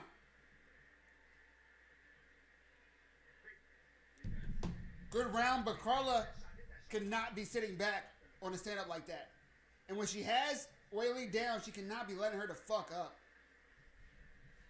She should have dove back into the guard. She hits hard, but she's not as fast as you thought she would. Take your time. If you're going to hit that shot, drive. If you go low, climb up quick.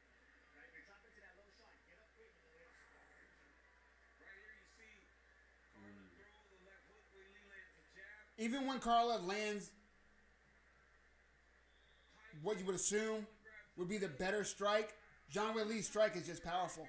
And you see Zhang Weili not afraid to engage. She didn't just go to her back and try to work her way up. She tried to spin around to the back of Carla and largely found success doing so. Beautiful.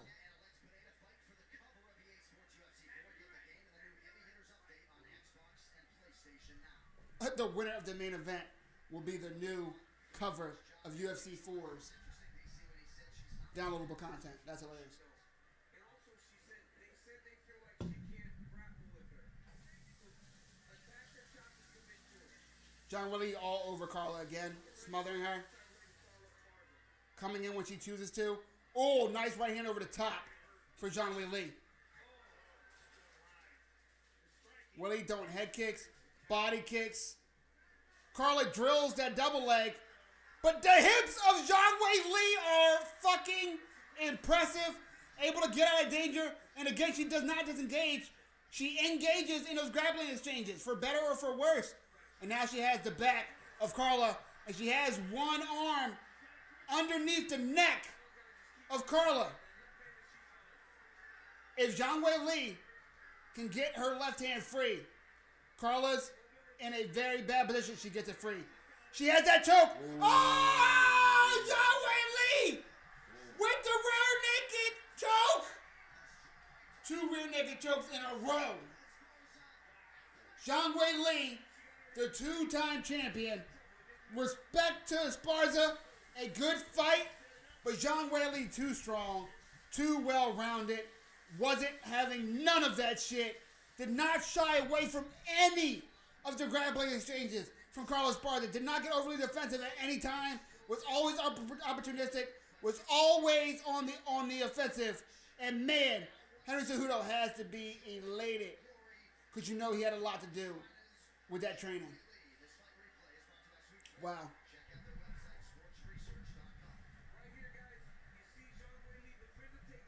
Zhang Weili almost gets taken down, doesn't give up, works her way back to her base, gets her hips out, finds a very creative crucifix position, and then while doing so, works one of her arms underneath the neck of Carla Esparza. Once that happened, she never relented. She never gave up. She kept that right arm underneath the chin and then fought for wrist control. As soon as she was able to get her left wrist out from underneath of Esparza, she locked up that choke. And even though it wasn't the best position, had one of Esparza's arms down with the legs and was able to get that choke. Wow. Wow, wow, wow.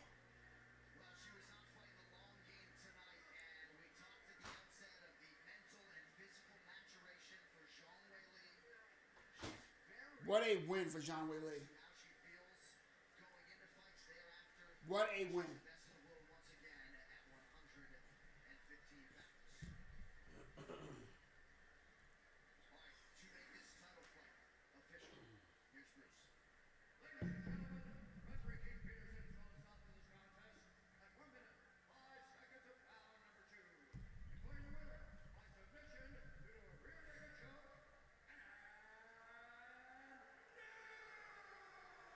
And new, baby. And new.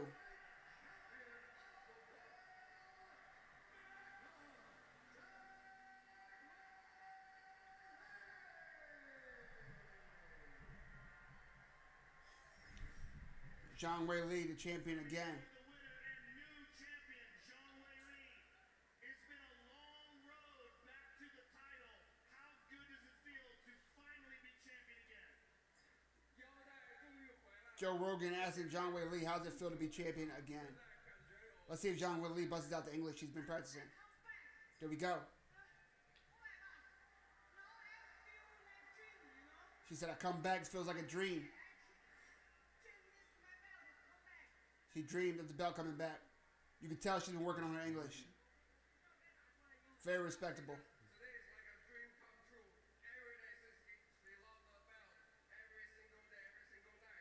She said every day, every night since she lost her belt, she's been working it back to this moment. My boy just pointed out, the translator for Zhang Weili wore that same shirt the last time he translated for Korean Zombie. Just saying. You said anything about me? You gotta buy a new shirt, my guy.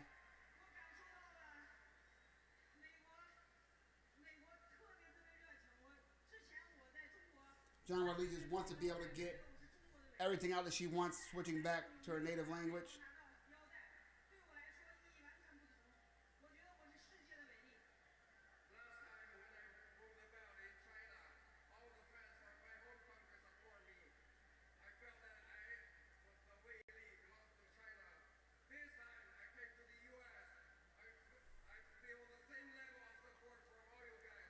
Zhang Weili saying she feels the same level of support in New York as she felt in China, and she's loving it.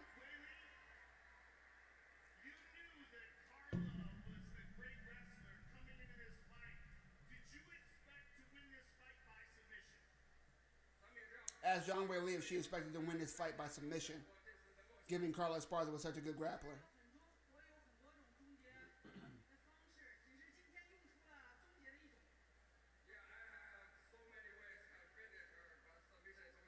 She said she has many ways to finish Carla Esparza. That was just one.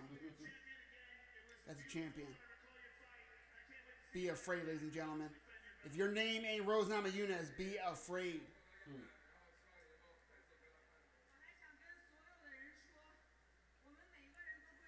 And even Rose has something to think about watching this, because Zhang Weili is just always getting more and more talented and more impressive.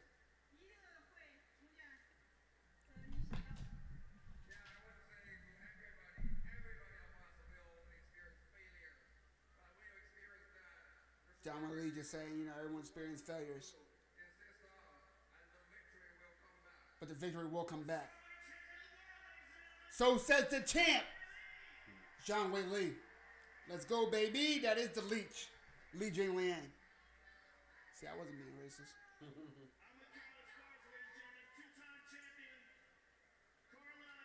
Joe talking to Carla.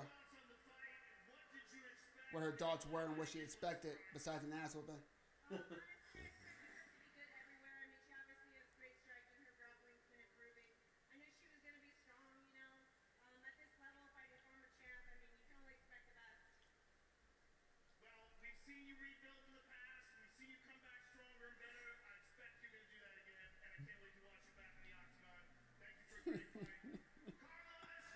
My friend just texted me proof that the guy was wearing the same shirt the last time he was on TV.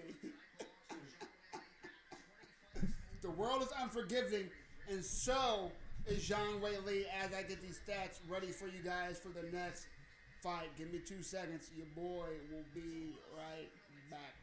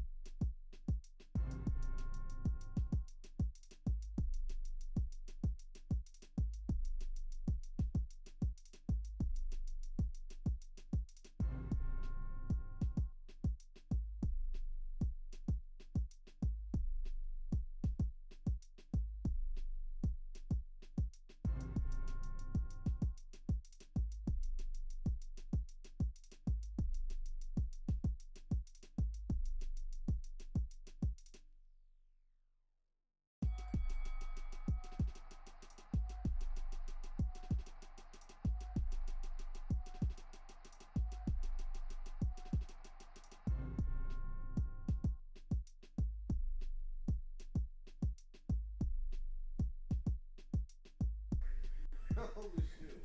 Did everyone just see the same commercial I did for Violent Night? The badass Santa?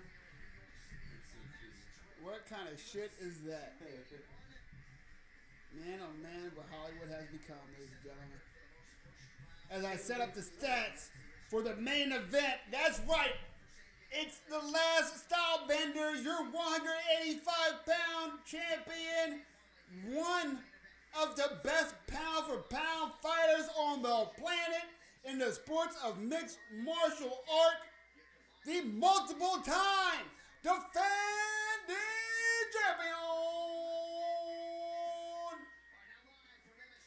Israel, the last style bender, Adesanya versus Alex Pereira, the man who has beaten Izzy twice, but in a different sport. Yes, once by controversial decision, once by knockout in a fight Izzy was winning. Both times Alex Pereira showed he does not like Izzy. He does not think Izzy can beat him. And even if Izzy is winning, Alex does not give up. He does not shrink. Yes, some may say Alex Pereira was fast-tracked, and they may be right. But when you have two fights over a man who's already cleared out a division, and then you string together a couple good fights on a division that's not deep, and put yourself in a place where the people ahead of you have already lost, some twice, to the champion, then you're the next man up. It's what it is. Deserve in MMA does not always mean the same thing to one man as it means to the next. Alex Pereira only 6-1, but now has a real chance of becoming UFC champion of the world.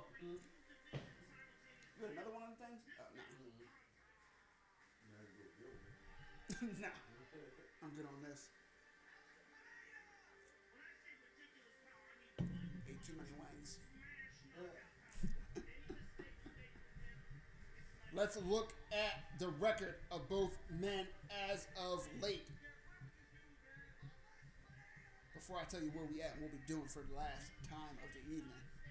I know it's getting close to that time, ladies and gentlemen. Close to that main event. Don't shed a tear. It's about to be fun, baby. Let go. Let go.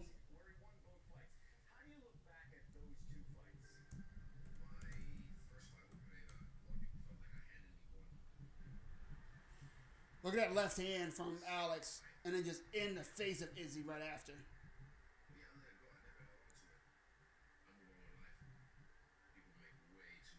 Alex Pereira, vicious first round knockout over Sean Strickland, who for some reason, despite having a huge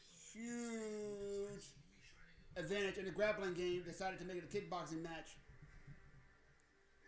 One thing you don't want to do against Alex Pereira is hold a high tight guard in front of yourself, because he knows how to get around it, under it, and through it better than a lot of men on the planet at his weight class. And that's exactly what Sean Strickland did. He paid for it. Got through Bruno Silva in a decision win. Knocked out Andres McAldiz.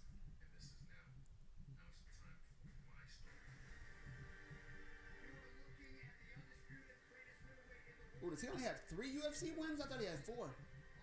Hold on now. Hold on.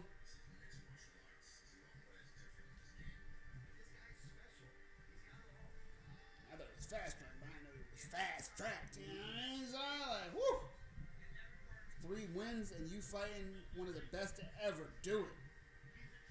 Yes, that's right. 3 wins in the UFC. TKO by flying knee and punches in his first fight.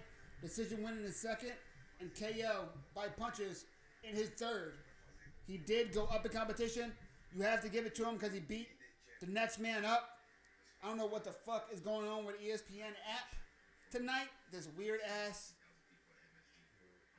IP and host information shows. Hopefully no one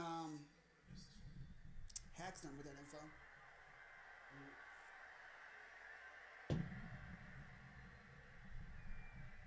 Take a picture of that and show that to my IT peeps.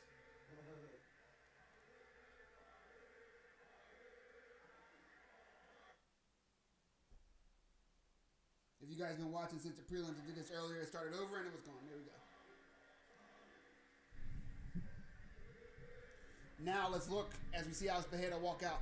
Did you guys see that goddamn press conference? Alex Pereira didn't give a fuck. Alex Pereira does not like Izzy. He wants to take everything that man's worked for.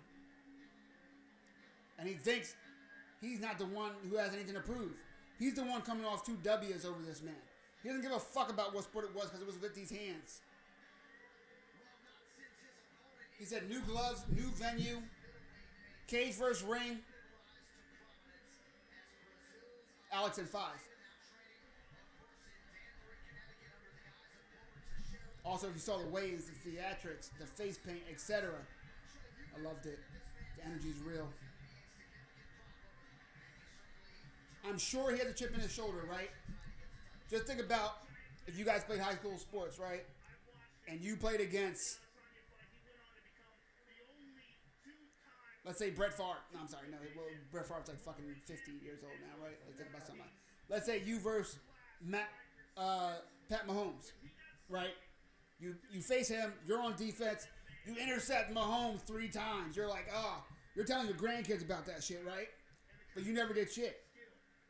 You went to college, was a walk-on, got benched, got a degree, got a regular job. What do you tell people at a job? Hey, I picked off Patrick Mahomes 3 times in high school. 3 fucking times, Mahomes. I know he's killing it on your fantasy team. I know he's on commercials. I know he's chilling with the State Farm guy, Jake and all them. But I picked him off 3 times. 60 years from now, he's telling his great grandkids, hey, you remember that guy, Patrick Mahomes, in the Hall of Fame? Grandpa picked him off 3 times. You'll tell that to everyone in your life, right? But deep down inside, you'll tell yourself, if only I had the chance, I'd be more famous than Patrick Mahomes. If only someone believed in me like they did Patrick, I would have made it to NFL. I would have been great. I would have been besties with Jake from State Farm. Not Patrick Mahomes. You'll hold that grudge. And then imagine, years after high school, years after college, someone says to you, we're going to give you a chance, kid. We're going to give you a chance. Come in the league. Your first game is versus Patrick Mahomes. No biggie. All you got to do is pick him off 3 times again, right? Just like in high school. Just like in back in the day. Repeat. Odds are you're going to find out there's a reason Patrick Mahomes is cool with Jake with State Farm.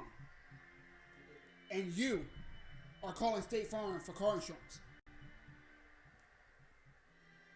You're going to figure out the difference. I think that's what we're going to see tonight. I think Pereira is respectable. He be Sean Strickland. That's respectable as fuck. He's top 5 in the world at 185 in the UFC. That's respectable as fuck. Alex Pereira has not 1, but 2 victories over Israel Adesanya, who we've only seen lose once in the octagon, and that's when he moved up a weight class. And still, Alex Pereira is the one with something to prove tonight, whether he likes it or not. I think he knows that deep down inside, but he's telling himself otherwise. To psych himself out, to psych Izzy out, to make us believe him. I don't believe you, Alex Pereira. I don't believe you. What I do believe in is Israel Adesanya is a mixed martial artist. What I do believe is that Israel Adesanya looks fucking insane right now. Look at his eyes.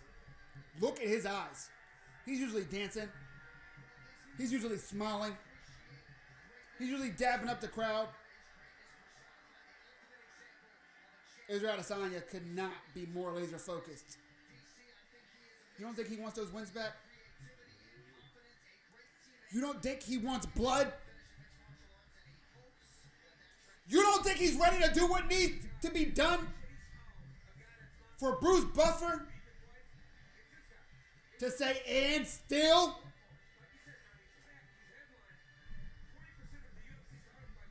What the fuck career y'all been watching? Who have you been watching in the octagon these last few years? Let's look at his career real quick. Real quick. I know. Mike, we're almost to the fights. Wow, you don't got enough time. Hold on. It's my channel. I'll do what the fuck I want. We're going to go through Izzy fights. Israel Adesanya beats Jared Cannonier. Not the most exciting fight. Gets a lot of hate for it, but beats a killer without being killed and taking a bunch of damage. Kudos to him. A decision victory over Robert Whitaker. Robert Whitaker did not like the decision. I did. Victory to him. One of the best to ever do it. Bobby Knuckles lost again. Beat Marvin Vettori for the second time. Unanimous decision. Lost to Jan Blachowicz. He aimed too high.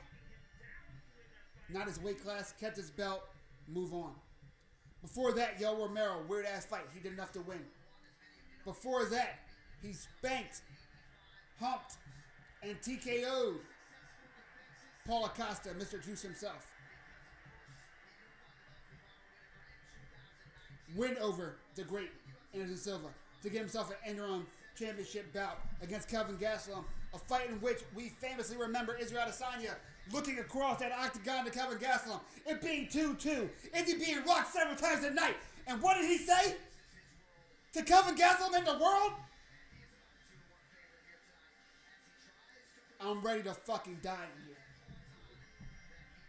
And what did he do? He killed. He killed while leaving himself there to be killed. Both men are huge. Alex Pereira, I say a little bit bigger. Israel Adesanya, 1 inch reach advantage. Both weighing in 185 or a half pound under for Alex Pereira. Both 6'4", both in their mid-30s. Israel Adesanya slightly younger at 33.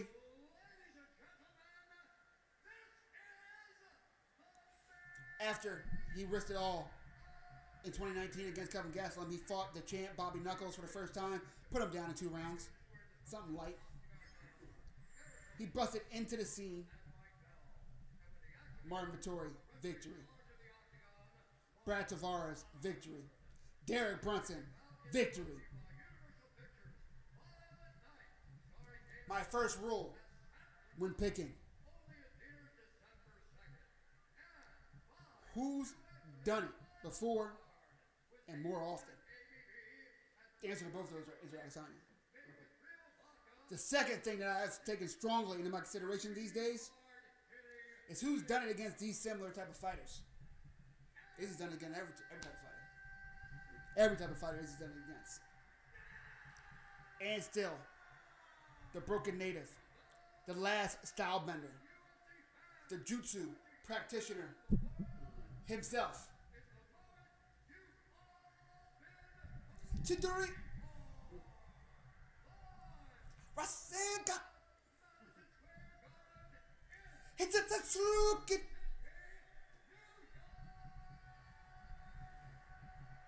Israel Adesanya.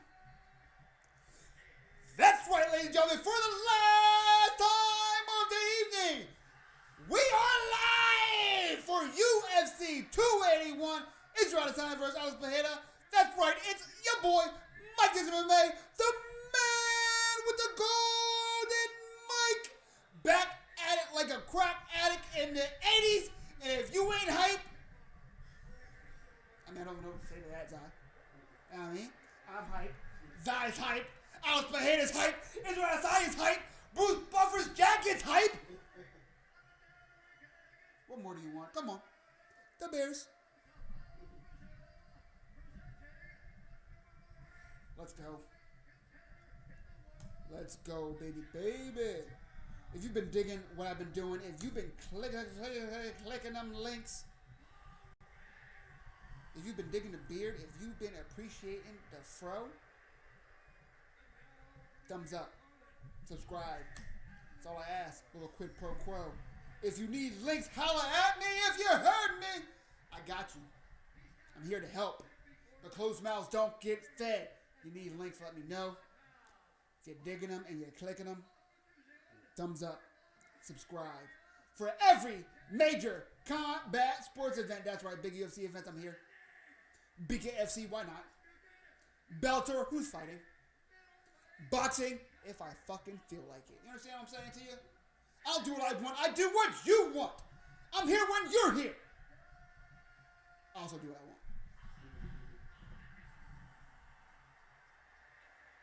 That snap. Introduced to you by Michelob Ultra. Low carbs. High and lit. There we go. Face to face. Again, like I said, they are relatively the same size, but Alex Pereira looks like the bigger man. Will that matter? Joe Rogan in DC is listening to my stream. You so big. I said that, bitch. The fuck? Matter of fact, he's only peeped the shirt tonight. You know what I mean? You digging it? You like that? Yeah, what's up? What's up? You feel me, guys? Waving at me? I mean, got this for Christmas, motherfucker. Nah, that's a lie. Maybe my birthday. Someone gifted this to me. Someone gave me this shit for free. Something. Some celebration, bitches. Alex Pereira standing kind of tall. Do we expect purely a kickboxing match? A Muay Thai match, I should say. Or will one man grapple? Will one man wrestle? To me, the person with the most to lose is Alex Pereira. Israel Adesanya loses. Yeah, it won't be great, but what a story that redemption can be. And I can't imagine him not getting a rematch in his weight class. All the other people that would be up for that have lost to him recently. And again, some of them twice. Some of them lopsidedly.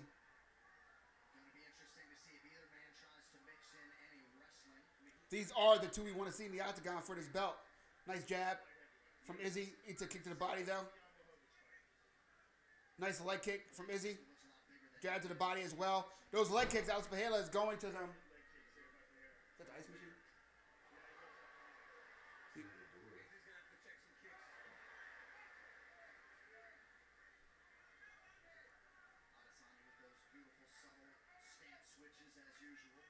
Nice leg kick from Izzy.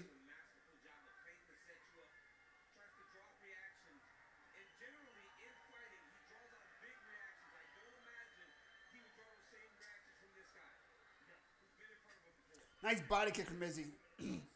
Both men just keep him very patient, but they are picking their shots. Question mark kick from Izzy. Doesn't fool Alex Pereira, though. As Israel Adesanya trying to be the counter striker. Nice cross. Izzy patient, very Anderson Silva-like right now. Holding the middle of the octagon and just waiting. Switching stances too. Trying to get reactions from Alex Pereira. Trying to get him reacting so that Israel Adesanya can read. He's getting them reads. You can see it all over his face. He's loving it. Switching stances and engaging. Switching stances and then prodding. Israel Adesanya is just trying to study this round. But he has to be careful. Look, that left hand. That looping left hand. I was just talking to Josh about that this week. That looping left hand is so accurate for Alex Pereira, which is why you can't just sit there with a high, tight stance. You got to be moving. You got to be circling. You got to be changing the angle.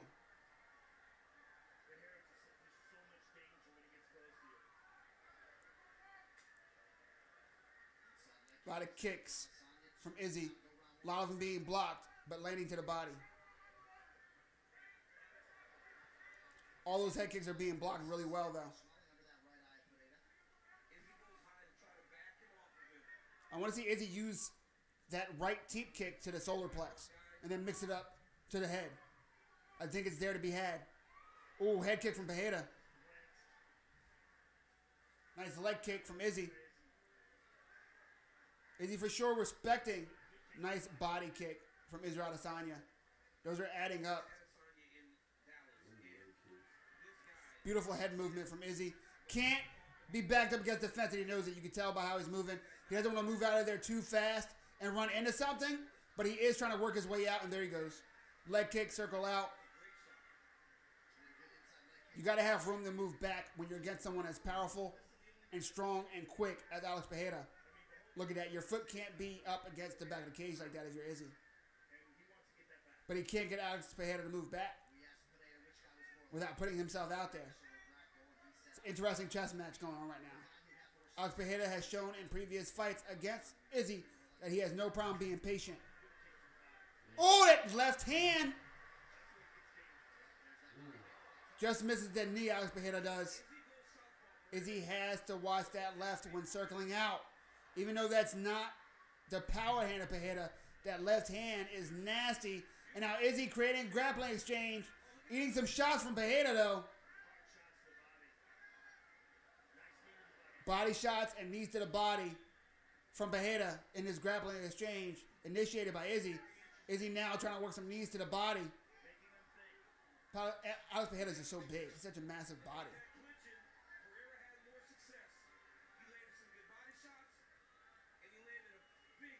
Ooh! Oh! Izzy rocks Pereira after the bell, but it's the ref's fault. He doesn't stop the round.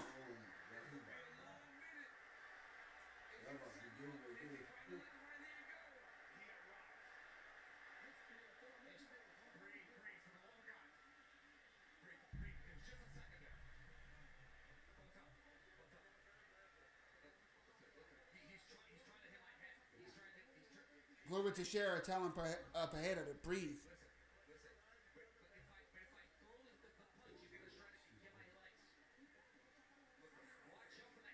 And Pereira's just saying that if I try to throw too many strikes, he's going to try to take me down. And look at that right hand, that cross over the top. And then that left hook before the ref could stop the round. Man. Oh, it was right at the horn. It was right at the horn. Nothing was late about that at all. I thought it was late. Woo!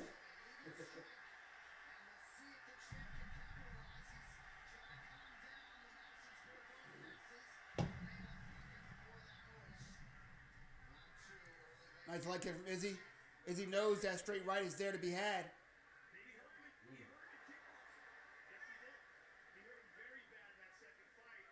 Alex Pereira all over him, though. Izzy has to be careful which way he escapes. So he's trying to throw that cross out of the southpaw to escape and then run that pike. Oh, that left hand over the top for Izzy as well. Both men landing nice left hooks this fight. Good body shot from Pereira. Oh! Spinning back heel kick attack from Pereira. That shit was coming heavy. Just missed. Can't throw a lot of those in MMA, though. You will tire yourself out. That left hand again from Izzy.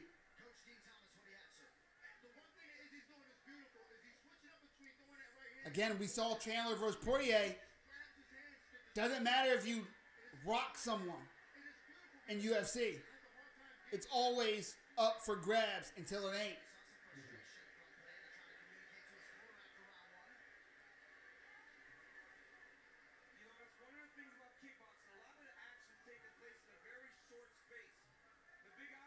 Nice jab from Adesanya.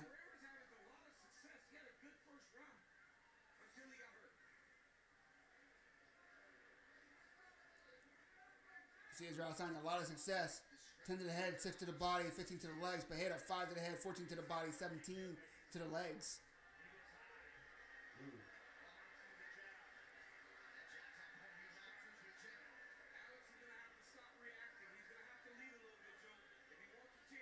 Alex Pereira needs to throw that left.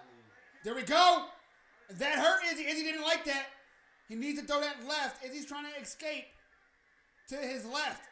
He needs to work that left hand. Oh, nice uppercut in the clinch from Israel Adesanya.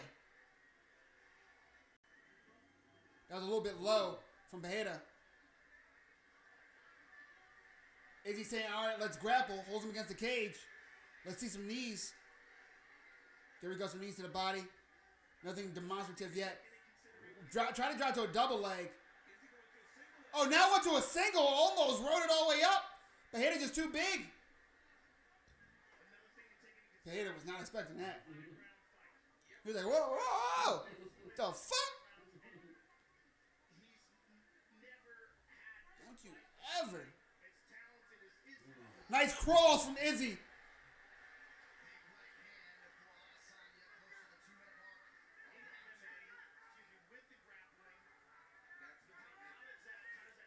I like Izzy going to that front kick. Maybe mix it up to the body as well. Nice head movement from Izzy, but he got to be careful. Pereira's so strong. He doesn't need to connect clean on you. Ooh. And like I said, he doesn't. You don't want to just hold your guard high against Pereira. Wow, what a fight. What a fight and what competitors.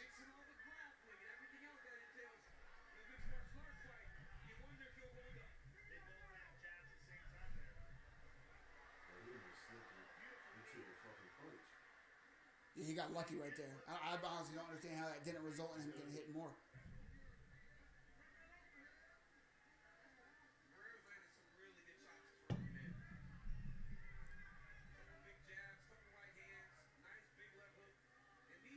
Alex Pereira in his corner. The former champ Glover Teixeira in there.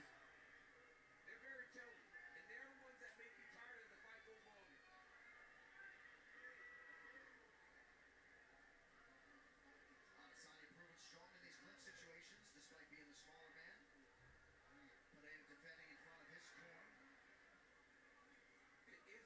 Israel Adesanya keeps grappling. Keeps threatening the takedown. Unable to land one successfully, though. Oh! Good head kick! Alex Pereira benefiting from mixing it up so diversely and not headhunting. Especially with the kicks.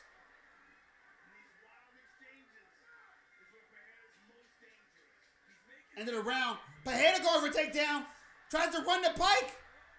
Gets the takedown. Pereira scores a takedown to end the round. A close round, and that might seal it. I don't know. I'm going to go 1-1 and make it exciting, motherfuckers. Let's go. Let's go.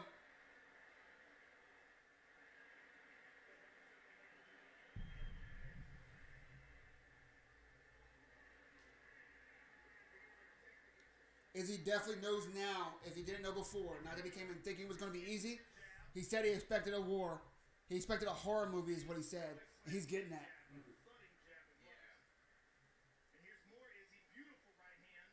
That cross is lights out for Izzy tonight. But that left hand of Alex Pereira, and he is very lucky that that kick landed with the foot on his face instead of the shin to the temple.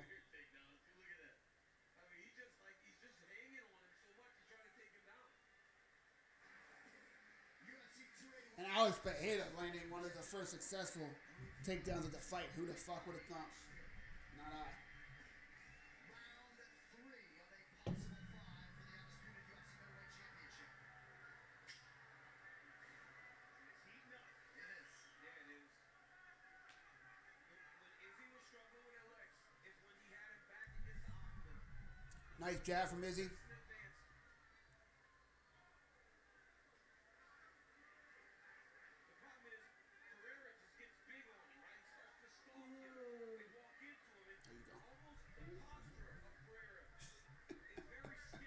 What a goddamn fight, UFC 281. Mike This MMA. The man with the golden mic. We out here. If you need links, holla at me between rounds. I got you.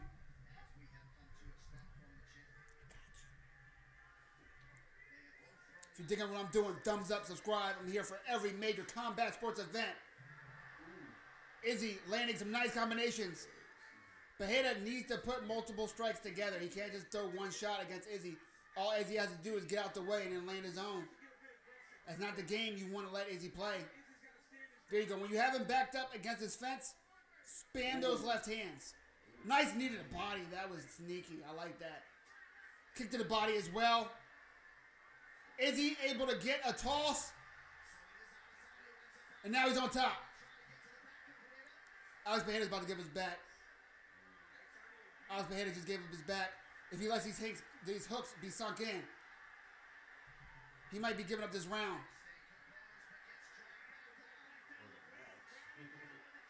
And now, eating some strikes.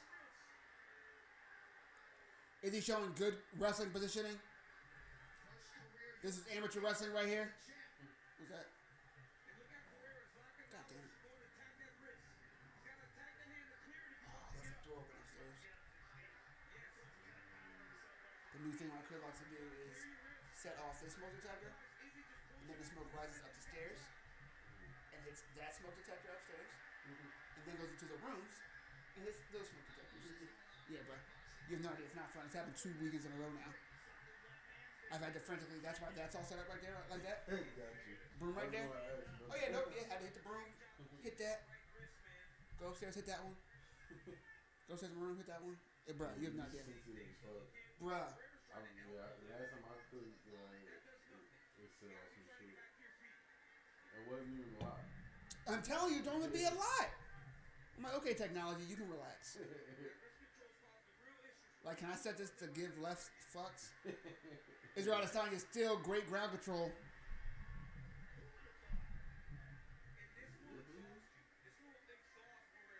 Yeah, his ear's bleeding. Possible that he had cauliflower ear and it just got busted. That happens pretty often. I mean, I hope it's that and not his, like, eardrum. That's stop the fight type shit to me. Great control and ground and pound from the champ. The challenger working his way up, but if he keeps his weight unevenly distributed, he's going to get dragged back down like that.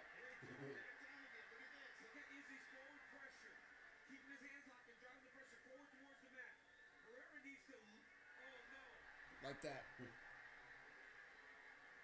Oh! Alex Pereira trying to go for a leg, though. You sneaky son of a bitch, Alex Pereira. Almost.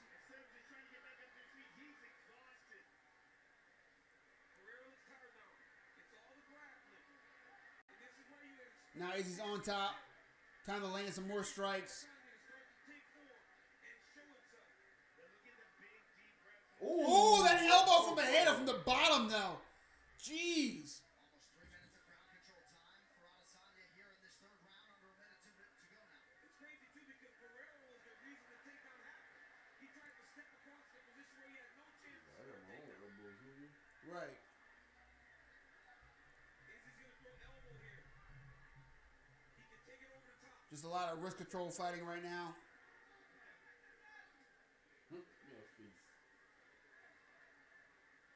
Is he just trying to ride out the round? Nothing wrong with banking around in a 5-round fight against a man as competitive with you as Alex Pereira. 30 seconds. Watch those up kicks. Strong man. Is he thinking about it? Izzy needs to try to pass the feet if he wants to land something big. He needs to watch that up kick, though. Ooh. Axe kick, and then, oh, and then land some strikes to the head of Pereira. Wow. Israel Adesanya just pushes off of Alex Pereira. What a round for the champ. I have it 2-1 Izzy.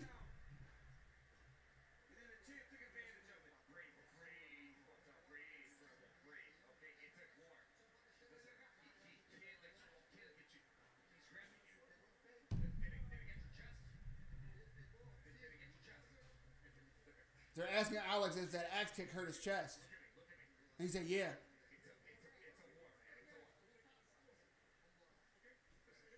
That axe kick hurt.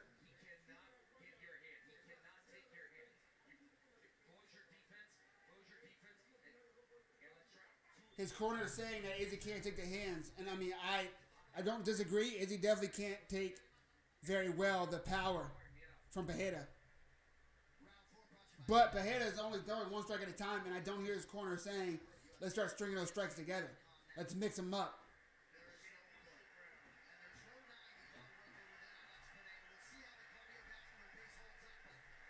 Izzy said, let's go. And again, all the grappling is not familiar to Izzy, right? This is something different for him too. So, But Izzy's not cutting that kind of weight either. no, that's when that starts to show itself. Yes. Oh, nice stiff jab Every MMA round begins. from the challenger. Yeah, but that's no fake look either. No, I mean, Israel Adesanya's a bad man on the feet. Alex Pereira needs to string strikes together. He can't keep going one at a time.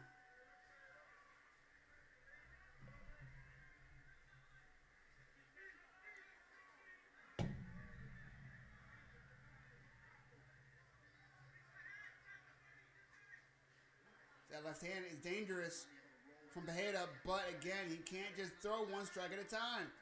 I think Izzy really has him thinking about this grappling, and it's not good for Alex.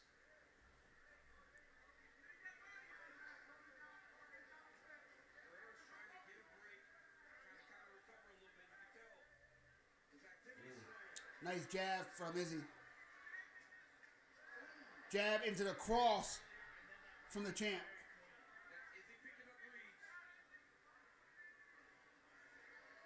Looks, Pereira has Israel Adesanya against the cage. He needs to be spamming that left hand and going to the body.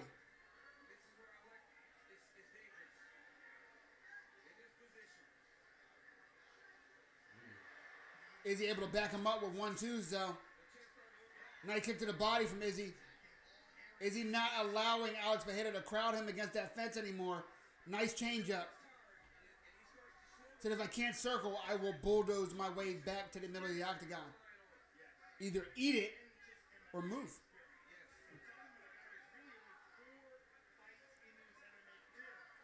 Oh, nice body kick from Israel Adesanya.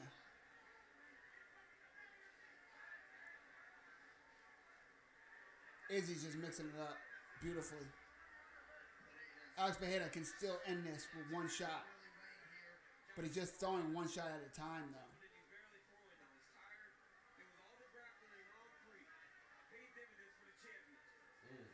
Alex Pereira needs to go train with Michael Chandler. And Michael Chandler doesn't have a problem doing it, throwing multiple strikes at a goddamn time.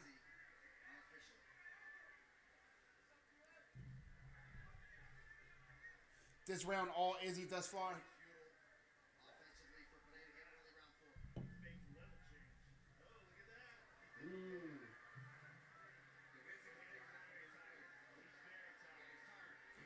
Izzy trying to get an outside trip again on Pereira.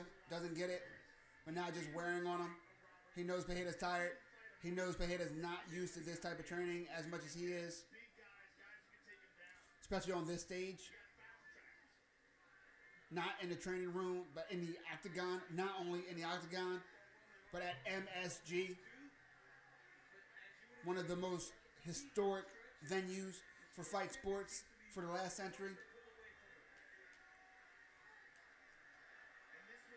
I say that, and some nerds are going to be like, MSG's only 80 years old. That's not a full century. The fuck up, nerd.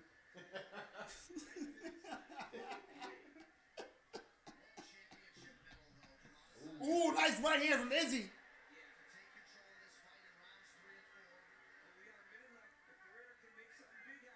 See, Pereira press him. He needs to spam that left hand as Izzy tries to circle out away from his power, and he needs to mix it up to the body. Like he's waiting for his one moment. He's waiting for one moment. Izzy's making many moments. Look, if he knows you're only throwing that left hand, like, and you're not putting anything behind it, it's not hard to duck under and pummel. This just shows the difference in MMA experience between the two, in my opinion. I think it's very possible that Pereira in a kickboxing match beats Izzy again. Very possible, right? Very strong guy. Very good striker. But MMA, the reason why I picked Izzy, I knew he had more options to go to. He had more experiences to fall on.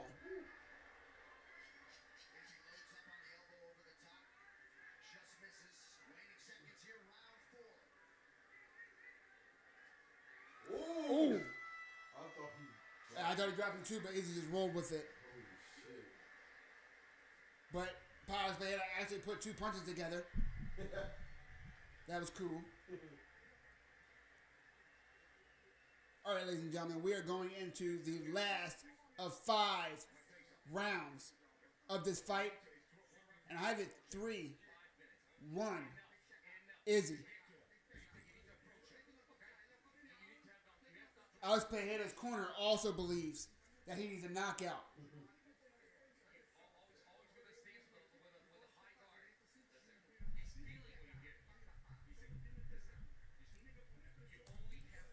UFC 281.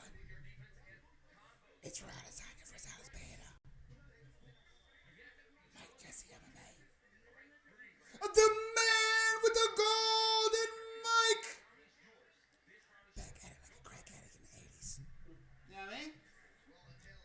no, we out here. Presented to you by Michelob Ultra.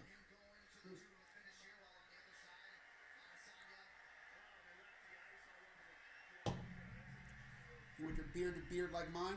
Michelob Ultra.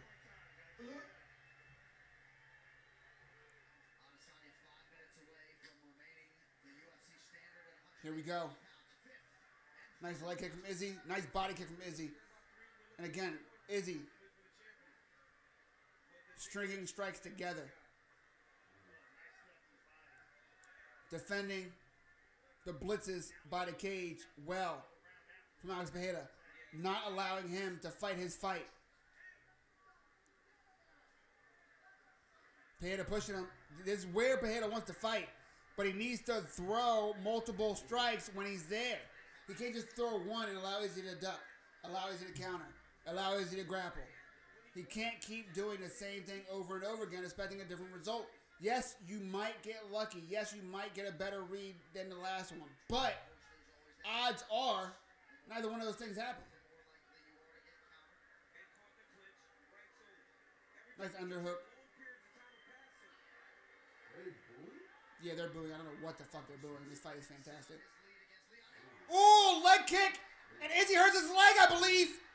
Off balance, and Pereira's all over him. I think Izzy might be compromised.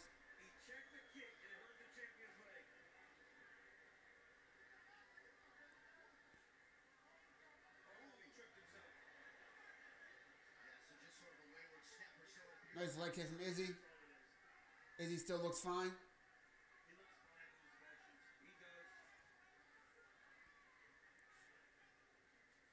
Joe Rogan's like, he looks fine in his motions. Daniel Cormier, he does.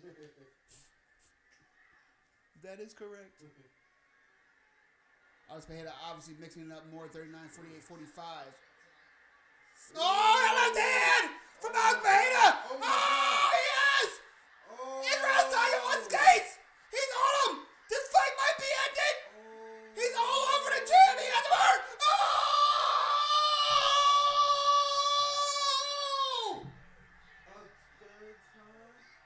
Oh my God! Israel Adesanya winning the fight! Winning the fight! 3-1! Looks like a master class! But what did I say? He only needs one! He needs to throw more!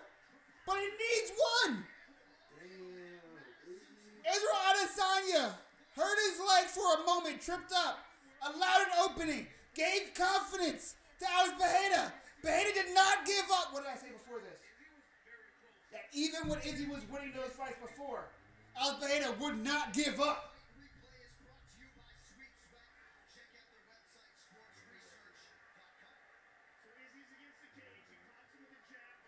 Did not give up.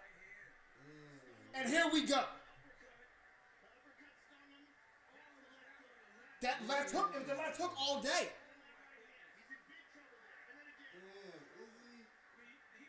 It was the left hook all day. Wow. That was a great stoppage from Mark Goddard.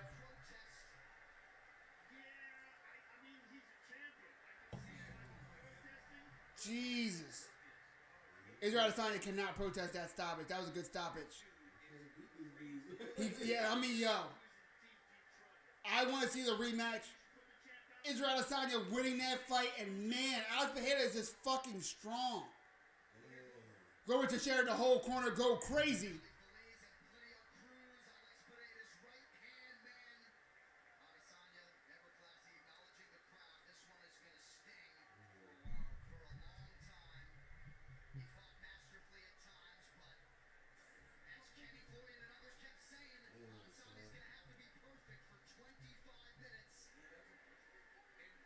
Wow. Wow. Wow. Me either. I thought Israel Adesanya had that in the bag. Holy shit.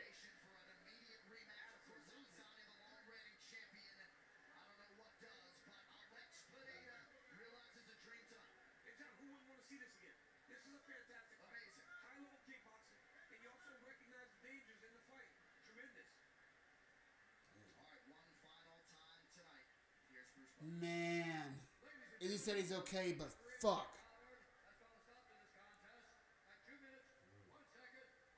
God damn.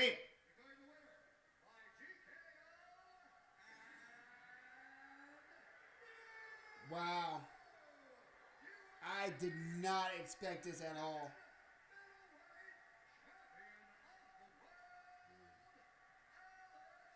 Wow.